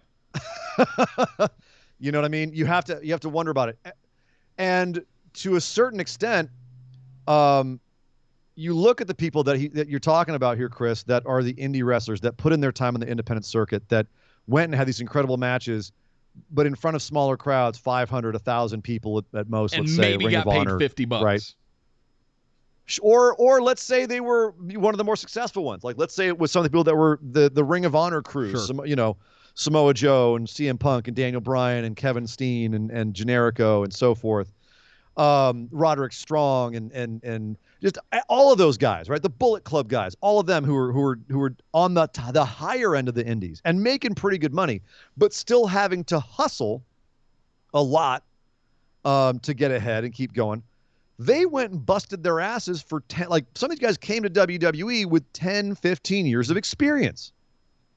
They call it 10, 15 years of experience, but it's also 10 to 15 years of grinding and busting your ass and kicking your ass every night. WWE is a bit, I guess the road schedule is grueling, but the style is softer. If you're on the main roster, that is. Better catering, that's for sure. Better paycheck, security, lots of things that you don't get in those other companies or working on the indies. And at a certain point, you sit there and go, I can't. A lot of these people, I would imagine, go, I can't keep making this independent money when I can go to WWE and maybe I won't get involved. Because you look at people that have it good in WWE. I would imagine that, like, Kevin Owens has had his ups and downs, right? He's doing pretty goddamn good in WWE. He's been the champs. He's had some incredible angles. Vince seems to like him more than not. You hope to go there and be a Kevin Owens. You hope to not go there and be an EC3. You say, roll the dice, right? What if you have a clear-eyed vision of it? Maybe like Daniel Bryan, you say, I'm going to go there and I'll see what happens. And maybe you become a Daniel Bryan and things work out for you. So I don't, and Chris, you said like it's shades of gray. And I think that's really the answer here is it's up to each person's individual decision. And I don't think, I'm not disappointed personally, Nick. And I want to hear, if you're disappointed or not. I'm never disappointed when someone takes that WWE paycheck. No. You know what I mean? Because it's an evenly balanced scale.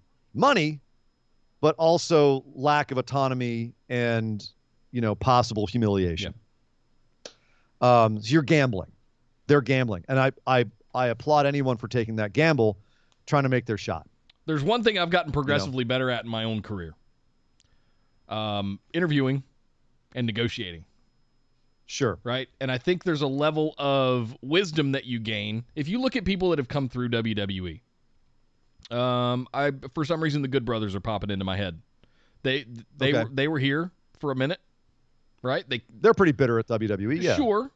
FTR, the Revival, another good example. Right? They're pretty bitter as well. They came in, but they can't be bitter about their bank accounts. They got paid. They had title runs. I got two for you. I got two that are really good. One is Mick Foley, who busted his ass for years, and obviously WCW as well. Sure. But like he came in, changed everything about himself, ended up being a comedy character. Worked out well for him. But here's another one, and we talked about it earlier in the show. Moxley, coming out of WWE, got fed up with the bullshit there. But listen to him talk on that Chris Jericho podcast about his time in WWE. Yeah, he was frustrated with creative by the end, but he also wouldn't give it up ever. Travel the world. Got a lot more money than he would have doing death matches in CZW. Got a lot more experience. Learned a lot more about the world. Had a bunch of great brains around him in WWE.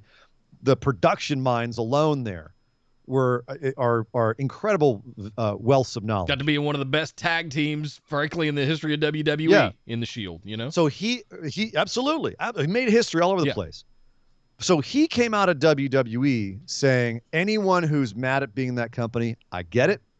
Anyone who's sitting in catering and just collecting a paycheck, I get it.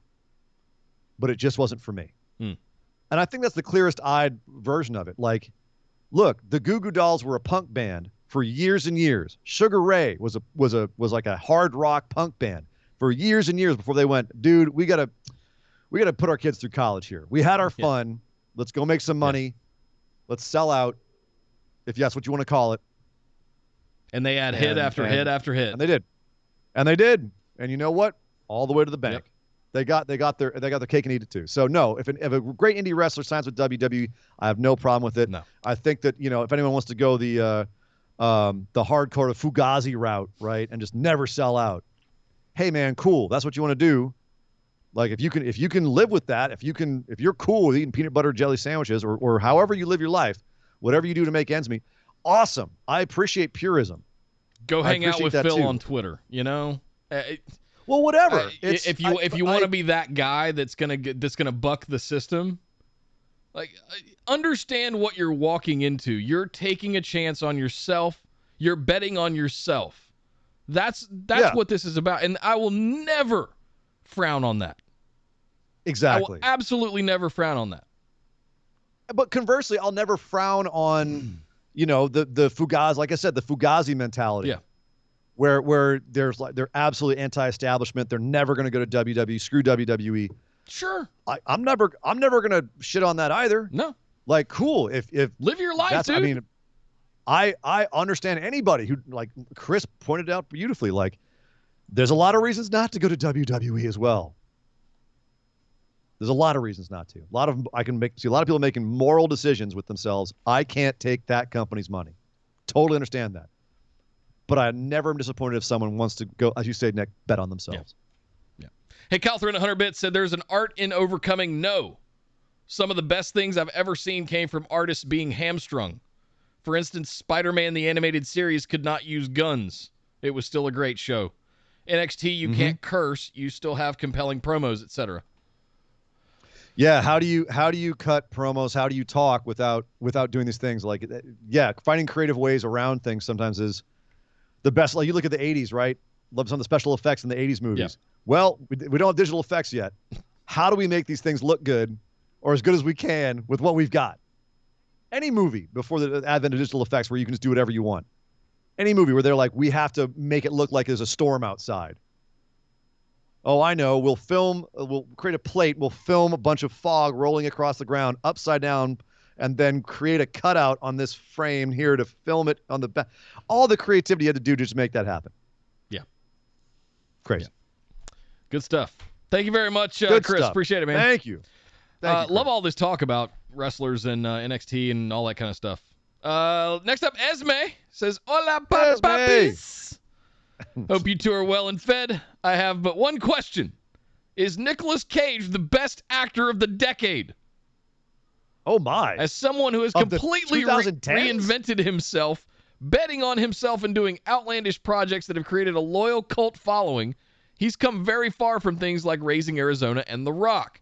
I wouldn't call it a comeback, but he's transitioned into a sort of elevated status that goes beyond the norm. That's well my point. I mean, if we still had DVDs, he would be a straight-to-DVD performer right alongside Steven Seagal. Maybe I'm just talking shit, but as someone who's grown up with Nicolas Cage, I think he's accomplished something pretty amazing that no one is talking about. What's your guys' thoughts on the man, the myth, the legend? Between Mandy, The Color Out of Space, and Pig alone, Nick, I need you to swallow your words about him being. I have not got to see Pig yet. I've heard it's fantastic. I'm looking forward to it. If you want to see Nicolas Cage in his absolute prime, go watch. It's a tough watch, but it's Bad Lieutenant. Nick Cage. Oh, the remake, yeah. The remake he did of Bad Lieutenant. That's some of the best acting I've ever seen that man do. Now, you can certainly go back and reference Con Air and The Rock and any other campy kind of overacted performance. Face Off. Well, that was his action movie phase, because he went through the action movie phase and he went to Leaving Las Vegas, and we were just, oh god. Well, no, Leaving Las Vegas was he won the Oscar and then came his action movie phase. He did a whole bunch of like dramatic movies and he's always done quirky movies. Go back to I think it was Once Bitten, whatever his vampire movie was. That's right. Yeah. Or Wild at Heart or whatever. He's always been quirky. He's always done quirky movie roles. Even in action films, he was always quirky. He would always do weird-ish. He's got tics. He's definitely got pentameter about him. I don't know, because here's the thing: when you swing for the fences the way that he does with his acting, you're gonna have some big ol' misses. You're gonna strike out, like the remake of The Wicker Man. Jesus Christ. one of the worst movies of the decade. I don't know if I can call him the best actor of the decade. I can certainly call him the most unique actor of the decade, possibly of all time. He's a guy who you always know you're going to get some sort of weird, melodramatic, operatic nonsense with Nick Cage. But I don't know if I would call it, quote, good acting all the time. So no. Who would you nominate? Short answer, no. If you had to pick a couple of mentions, who would you nominate for the last 10 years? Jesus. I'm gonna throw a nod to Cranston out there. He's been in some really good stuff. Ruffalo, obviously, always Day-Lewis. Day-Lewis is always going to be near the top. He's ridiculous. He's ridiculous. Daniel Day-Lewis of course. Stupid. But I mean, Phantom Thread, I don't know any other projects that he did in the last few years. He got the Lincoln. Oscar nod for Phantom Thread. Lincoln, that's right. yeah. There was someone else who just kind of like flew through my mind, and I know I'll remember them after the show. I'll be like, oh, God damn it. I'm going to butcher his name, but Chiwetel Ejiofor. He's fantastic. He's been great forever, man. I remember him in Firefly just being like, that dude is phenomenal. Yeah. The late, great Chadwick Boseman. Yeah. We got to be in there, too. Phenomenal. And we're just talking about male actors here. Obviously, we could, talk Viola Davis. We could talk Meryl Streep has just been killing it for the last 10 years, as she always has. Queen Streep. National Treasure, Anna. Hi, Anna. Nice. Welcome to the show. National Treasure. I can't. The first two National Treasure movies, I can't turn off. If they're on, I have to watch them. No, I don't think Nicolas Cage is the best actor of the last decade, but I am a massive fan of the risks he takes, the projects he chooses to do, going out on a limb, betting on himself, all the stuff that he's done. And if you look at the ones that have hit, if you look at the ones that have been mainstream successes, The Rock, Con Air, Face Off, National Treasure, those are the big ones, right? He's made a name for himself. He will go down as a legend, right? He will go down as one of the. If you look at, here's a fun side fact. What if I told you that Steven Seagal's first film was in 1992 called Above the Law? I thought it would be earlier than that. He has made 50 movies since then. You want to talk about somebody that works? You want to talk about not a good actor? I thought we were talking about good actors here. We're talking about good actors. I'm looking at Nicolas Cage. He's a worker. We were talking about people that don't you dare put him in the same sentence as Steven Seagal. What? What are you talking about? I'm talking about actors that are workers. I'm not saying he's a better or worse Sam Jackson is a worker, and he's consistently good. Sam Jackson is amazing. You talk about a worker. Yeah. Tons of movies from that guy. I mean, he's basically got a part in every movies. Tarantino movie ever. He's a lot more than that. Oh, sure. Jesus. Anyway, and also phenomenal. If you've ever seen Django Unchained, man can act. Man can act. He doesn't have to be just Sam Jackson all the time. All right. Django Unchained with Sam Jackson, to me, that was him throwing down, being like, "Oh, I can do this shit. I just choose not to," which is beautiful. Speaking of which, you know who just popped into my mind as being like a fantastic actor who's really done a lot of great stuff in the last, his whole career. Stellan Skarsgård. Oh, he's dad always of the villain. Skarsgård boys. Like when the minute he appears on screen, he's the bad guy. He's not. Remember, he was like he was the really friendly professor in Good Will Hunting, and he was friendly. He was like kind of the goofy. Dick. But he was warm-hearted. He wasn't evil. Yeah, all right. You know what I mean? All right. He was kind of the goofy scientist guy in Thor and Marvel. Yeah. Yeah. Yeah. He's fantastic at going back and forth between, being evil. And it's like his two kids were split off of him. You had the one evil kid and the one good kid. Anyway, There you go. Love Nick Cage. love what he does, but it's a very specific Nick Cage thing. And I don't know if I could put it up there with like the best actor of the decade. He's the best Nick Cage of the decade. But go watch Bad the best Lieutenant if you want Ghostwriter. to see him at his absolute. To me, that's his peak. He owned that. You're not wrong. You're Absolutely not wrong. owned that. Next up, Kyle. Thank you, Esme. Kyle says, this past weekend put me in a bad mood with all the revisionist history, dunking on, and hyperbolic reaction to change to NXT handed down from someone who completely forgets what he wanted less than a month later. Remember 2 out of 3 Falls matches because of a no wrestling during the commercial mandate. Also, there was a lack of a championship contenders match on Raw last night. As far as I'm concerned, until Vince fires Triple H, NXT will continue to run as it has because Vince isn't watching. But my question today is asking for positivity in the face of what many see as the abyss. What is the positive legacy of NXT? And why, to you as a wrestling fan, do you feel people should stick to watching NXT despite the wave of negative news this past weekend? I feel now more than ever something like this needs to be said because in the wake of the cavalcade of bad news, good word, NXT is putting together one of the best story and in-ring potential takeover cards ever, and it's somehow become an afterthought. Kind of ironic given this is a match with Walter Dragunov 2 on it.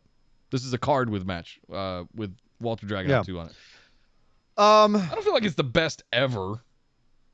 It's a decent card. Right. It's watchable. I mean, like I'm not excited about it. But Walter Dragunov 2 is going to rule ass. Sure. It's going to be nice to see Samoa Joe back in the ring. I think Dakota Kai and Raquel Gonzalez will put on a very good women's match.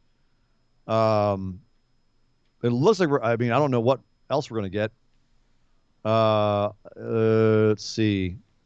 Are we getting? I don't know if we're getting Roderick Strong Kushida or Swerve Santos at TakeOver. Anyway, the bottom line is that it should be a solid show. And Kyle, I think you're saying something that Nick, I think we mentioned earlier in the show, is that at some point Vince, as you said, will the eye of Sauron will move away from NXT and he'll kind of forget about them again, and Triple H will try to bring things back into order, get his playground back in order, and again, even if Vince mandates a bunch of bullshit in NXT, Triple H and all his crew are still the ones running it. Yeah. Week in and week out. So there's a certain level of expectations that I think we're going to continue to have met by NXT. I think the concern is that these changes will run NXT down, and the more they get run down, the less USA wants to have them on their network, the less WWE wants to support them. It might be done like 205 Live, where it gets shuffled off just to Peacock exclusives, and or Vince comes and makes even more radical changes. So I think the concern comes from not that it will be consistent. There will be certain consistencies that, yes, will happen. It's that there will be so many changes that it will be irrevocably damaged. What do you think, Nick? Do you think that it's going to change enough that it's going to permanently hurt it, or will it kind of bounce back? His question here is, what is the positive legacy of NXT? And I don't know if I'm the right person to answer this because I didn't watch NXT until I was your filthy casual. I joke about the filthy casuals on the show. I was a filthy casual. I watched Raw and SmackDown up to the time as 2016 when Kevin Owens came out with the NXT title and beat John Cena. I was like, oh, shit. Well, I need to be watching this. Yes. And then over the course of the years, I've gone back and watched most of the takeovers and a lot of the highlight moments, Bayley versus Sasha, all the stuff, right? I look at NXT, I have always, and maybe not more as much recently, but I had always had the impression of NXT being developmental, that it was a evolution of Tough Enough. Right, wrong, or indifferent, that was the perception of for me at least, and I think a lot of people that were other filthy casuals viewed NXT as it was the minor leagues. It was Tough Enough, just a TV show, right? Mm-hmm. People vying for an opportunity, it evolved. Right? It evolved. It evolved into actual in-ring matches and things like that. So and storylines and things. But if you go back and you look at the, Bo Dallas, Seth Rollins, Shinsuke Nakamura, Finn Balor, Kevin Owens, Sami Zayn, Samoa Joe, they are all major superstars in WWE. It has produced the most recent generation of the top of the card outside of people that have come in from outside. The freaking Shield. Right? Yeah. So I look at NXT I don't romanticize NXT to be more than what it is. If we get more out of it, fantastic. Is this a smart business move? I'm not the right guy to ask because Nick? I kind of lean in the side of focus efforts. I feel like they might have spread themselves too thin taking a third show live. I'll throw this your way. How about this? It was, for about 3 years there, the best indie wrestling show in the world. Some of the best wrestling in the world. Every takeover was some of the best wrestling in the world. That's the legacy of NXT to me. It was when it was good. It's like Ring of Honor, right? There was a time Ring of Honor was the best wrestling in arguably the world. Late 2000s, yeah. Because when it hot. Late 2000s, yeah. When New Japan really hadn't got back into its stride, Ring of Honor was it. It's not now. It's fine. There's some good wrestling there. It's certainly not what it once was. No. So, but that I think will be NXT's legacy. As you said, producing a lot of those immense stars for WWE, people who went through the NXT system, whether it was earlier on in the FCW era where they were, pre-Performance Center. I'm talking about just the last 5 to 6 years. Yeah, post the big indie buy-up. I'd say until they put it on USA, until it moved off of the WWE network. That's really where it just really started to decline. Yeah. So, but that I think is the legacy, is an incredible, people who are big fans of those wrestlers, I always say, go back and watch them in NXT. Go back and watch NXT from that period, right around the Fatal 4-Way match at one of the first takeovers. Cesaro, Tyson Kidd, Sami Zayn, Neville, I think it was. Go from there and just watch straight on until 2019. Yeah, you're right. The very first one was Tyson Kidd, Neville. Mm-hmm. Damn. Yeah. Unbelievable. What a run of great wrestling. So that's, I think, the legacy. Yeah. Thank you very much, Kyle. Josh Logan says, not sure this is on time, but if it is, real quick, call your shot now. Who's winning the G1? As always, thank you for everything. Stay phenomenal, Pony Boy. Feelings. Oh, I got feelings on this one. Do you want to go first on this, Nick? No.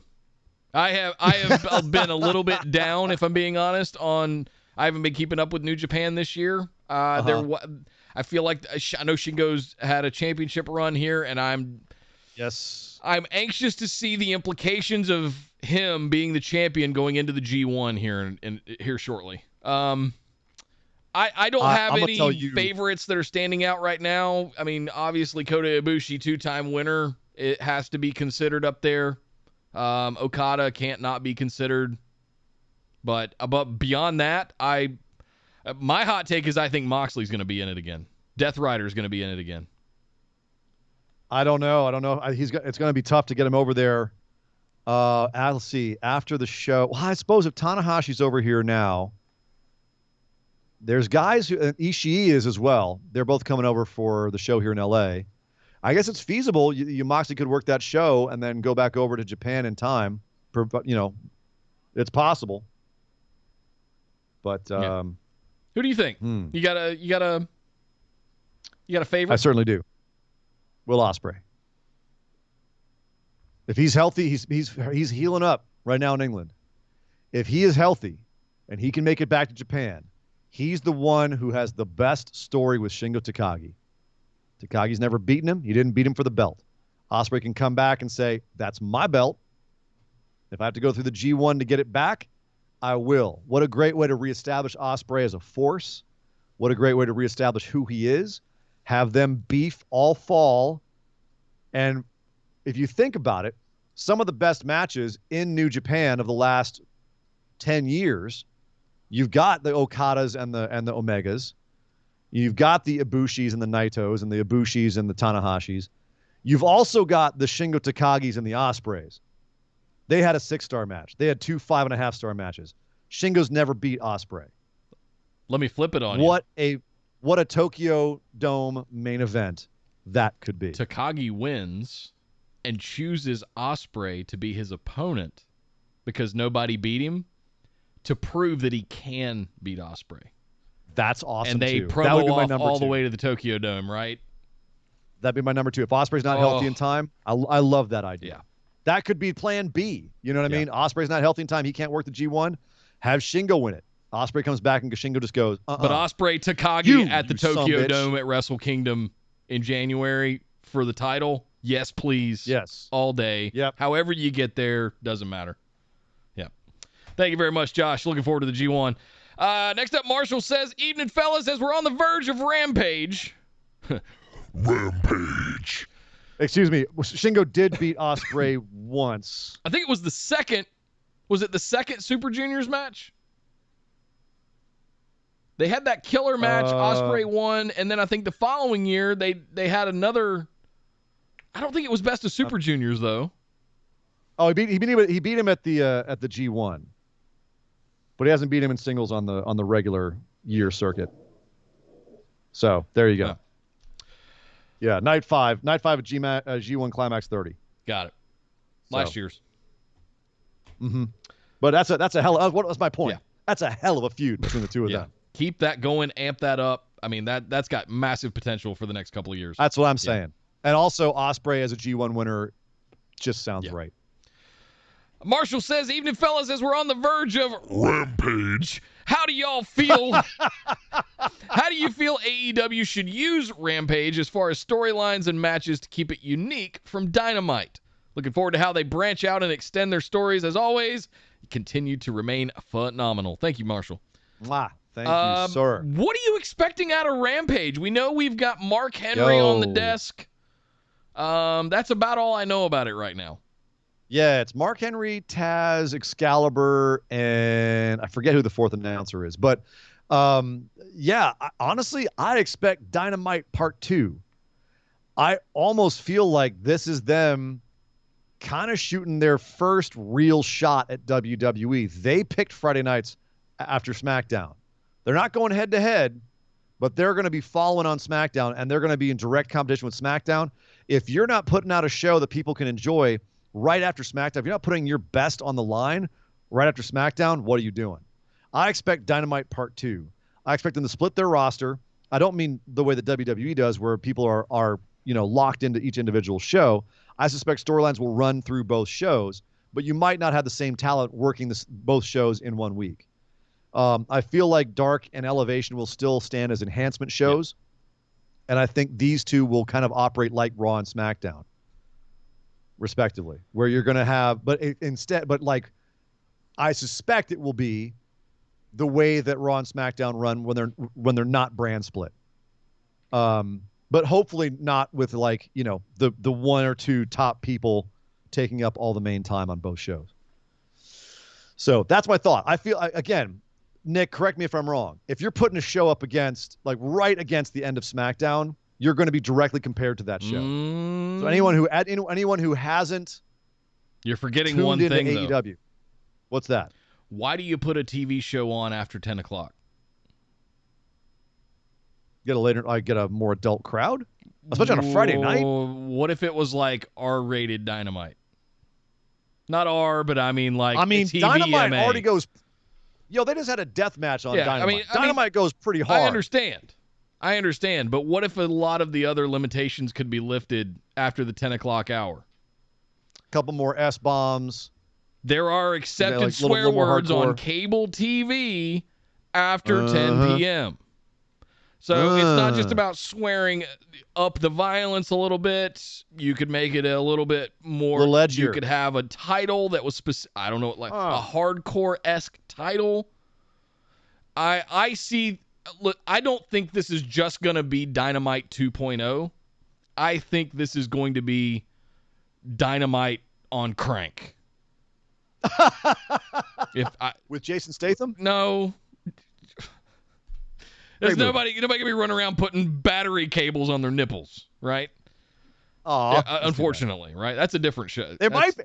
Hey, man, they're doing death matches. There might be. You never know. You never know. They're doing it over Ring of Honor. Battery cables on the nipples. Yes. You never seen how PCO comes to life? Yeah, that's true. Just saying. I think it's less to do. Obviously, there's some butting up against SmackDown to have conversation about and how that's really going to play out for them. And here's the thing, can you still draw an East Coast audience at 10 p.m. on a Friday night? That's an interesting, That's a bet. Like you're making a bet on that. Yeah. Wes, we'll find out with you because correct me if I'm wrong, Nick, but this Friday we are actually going to go live after Rampage. We're going to suck it up and try to do it late. We'll be starting at 12 to 12:30 Friday night. Mother of God. For me. So it's going to be a late night because we don't want to miss the debut of Rampage. That's why we are going to push back a couple of hours so that everybody can watch Rampage and then come join us and we can talk about all the things AEW, NXT, and SmackDown that happened. It's going to be a massive show. We're going to have 2 AEW shows to talk about. We're going to try and fit it all in. Yeah, so, it's going to be a crazy show. It's going to be a crazy show. Yeah. So you don't want to miss Friday nights. Just be aware it's going to be. We're going to be going a couple hours late after We're going to come on instead of coming on right after SmackDown. We're going to be coming on right after Rampage goes off the air. We'll see what happens. We'll have a better idea in a few days of what that's going to look like. But I think there's a reason, not only about obviously butting up against SmackDown, but I think there's a reason you put a TV show on at 10 o'clock at night on a cable channel. And I hope that they don't disappoint in that vein.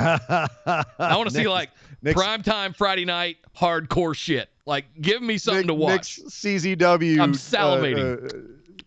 At the idea. CZW. We got a little bit of fingers are tingling. A little bit of a taste of Nick Gage and his pizza cutter and glass and light tubes. I got excited last week.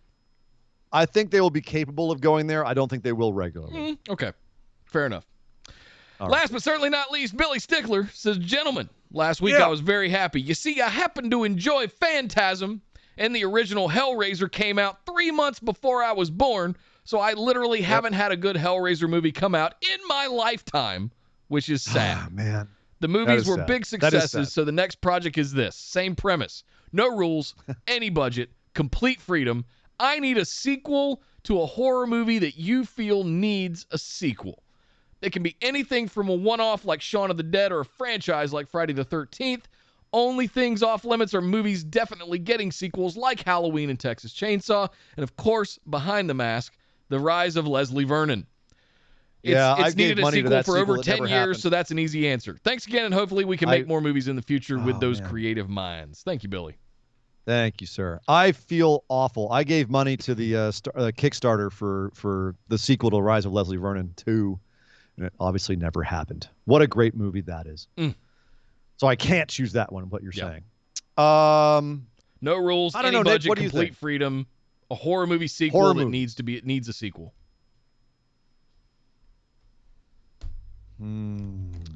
I got a couple. The Thing pops to the top of my head. Yeah, that prequel. But I'm going to need Carpenter to be involved, and it can't be the abomination that was the reboot. Jesus Christ. Yeah, and use practical effects, you animals. Right. God damn it. Man, do I go with Chud or not? It's got 3. I know. So does Pumpkinhead. That's also one of my ones I want to nominate as having it possibly being a great. I mean, Pumpkinhead doesn't have to be a sequel. It's already got a couple sequels, but like Pumpkinhead is just one of those ones you can just tell it as a story, like an anthology. One just popped in my head. So that's why I don't really want to go that route. What's that? Cujo. Why do you need it? There is a sequel to Cujo, but why do you need a sequel to Cujo? I don't know. I just figured Dog Ziggler would like that It's idea. A big dog. He was rabid. The dog is dead. Like, what do you do? Cujo 2. This time it's on a boat. Right. Cujo 3. This time it's in space. Right. The dog is outside a space shuttle. He's still alive somehow. It's because Space he's undead Cujo. and rabid. They brought him back in the hyperbolic chamber. Oh. I don't know, man. No. You know horror better than me. Yeah, and I'm let's see. Most of them, like, I don't want to pick one that already has a bunch of sequels. What about Event Horizon? Speaking of space. But the problem is, people start effing around with space-time and warps, and they I was gonna say anything. Anytime you want to bring in, yeah, you want to do more with it and like just totally officially tie it to Warhammer 40K and just make it the warp. Like I'm gonna make it the first Warhammer 40K movie, and just extrapolate off from there. This is a really interesting question because this summer, Amy Adams and Jeremy, whatever his name, star in the Jeremy Arrival Renner 2, which is actually a sequel to Event Horizon, where the strange visitors are warped in from hell. Not the Arrival, the Charlie Sheen movie. No. That still just gives me the heebie-jeebies when their legs start folding back and shit. Yeah, right. This is a weird question that's messing with me because I don't want to do one that already has a sequel like Pumpkinhead or Chud or anything like that. But I also don't want to do one that I feel is like a perfect movie and doesn't need the story to continue, like Babadook, The Witch. It Follows. I feel like those movies said all they needed to say. Hereditary, they said all they needed to say in one movie. Suspiria, they don't have to say anything else. Rosemary's Baby, you don't have to say anything else. You said it all. So it's hard because I'm caught in a rock and a hard place. Like I would say Hellraiser. I'd love to make like a proper sequel to Hellraiser or a reboot. But that's what I said last week, so that would be cheating. Fine. I'll go with this one. This is my final one. Brain Dead. Peter Jackson comes back and makes Brain Dead 2 with all his current toys that he can muster. Or Bad Taste. Either way, any of his first 3 movies. Bad Taste, Meet the Feebles. Dear God, a Meet the Feebles sequel. Jesus. Or Brain Dead. Any one of those 3. I would like to see a sequel to those.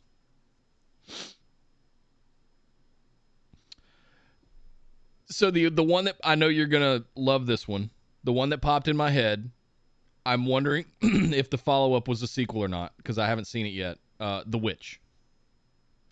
Eggers made The Lighthouse after it. Are those two linked at all? In absolutely no way whatsoever. Okay. You haven't seen either one? I've seen The Witch several times. Okay. Love it. Absolutely love it. Love The Witch, one of my favorite horror movies of all time. You haven't seen The Lighthouse? No. I'm going to need you to watch that like as soon as possible. Because I cannot wait to hear your take on that movie. Okay. Is there a way that we could do... the thing that I loved about The Witch was where it was set and the time period that it was in. Sure. Like New England Quakers and like just in the 1600s and, before America was America really. And they're, you're basically helpless. You're in the woods in a straw hut, right? Right. You're making your own bread and all that stuff. It's like you're in the first epoch of Age of Empires, right? You're just farming at this point, right? You're not doing anything constructive.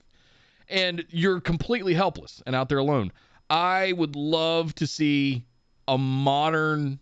What if we... Here's the thing. What if we mapped out an arc of films that jumped through time eras?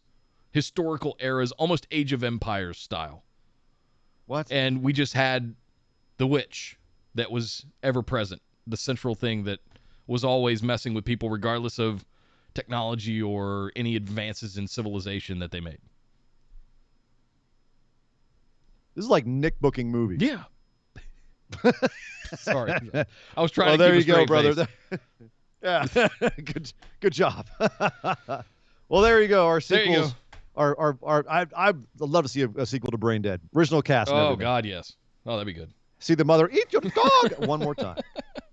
Well, there you go, guys. Super long patron mailbag tonight. We had a bunch of questions to get through. Thank you guys for all the amazing questions, all the commentary and conversation. I love that we're all talking openly about what's going on in NXT and all being supportive of it in that vein. But let's also be realistic about what's going on. It's business at the end of the day.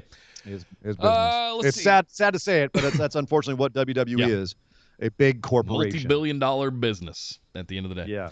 But thank you guys so much for hanging out with us all night tonight. We really appreciate it. Linktree.com/BWO. If you want to get your questions in next week, you can. Patrons, if you're not a patron yet, you need to get into at least the $5 tier to be able to do the pick'ems for SummerSlam coming up in a couple of weeks, because we're going to be doing the Grand BWO Pick'ems Championships again, where we're doing both NXT TakeOver and SummerSlam Pick'ems. We will be combining the two of them. So we'll crown an NXT winner, we'll crown a SummerSlam winner, and the winner of both combined will be the new Grand BWO Patron Pick'ems champion.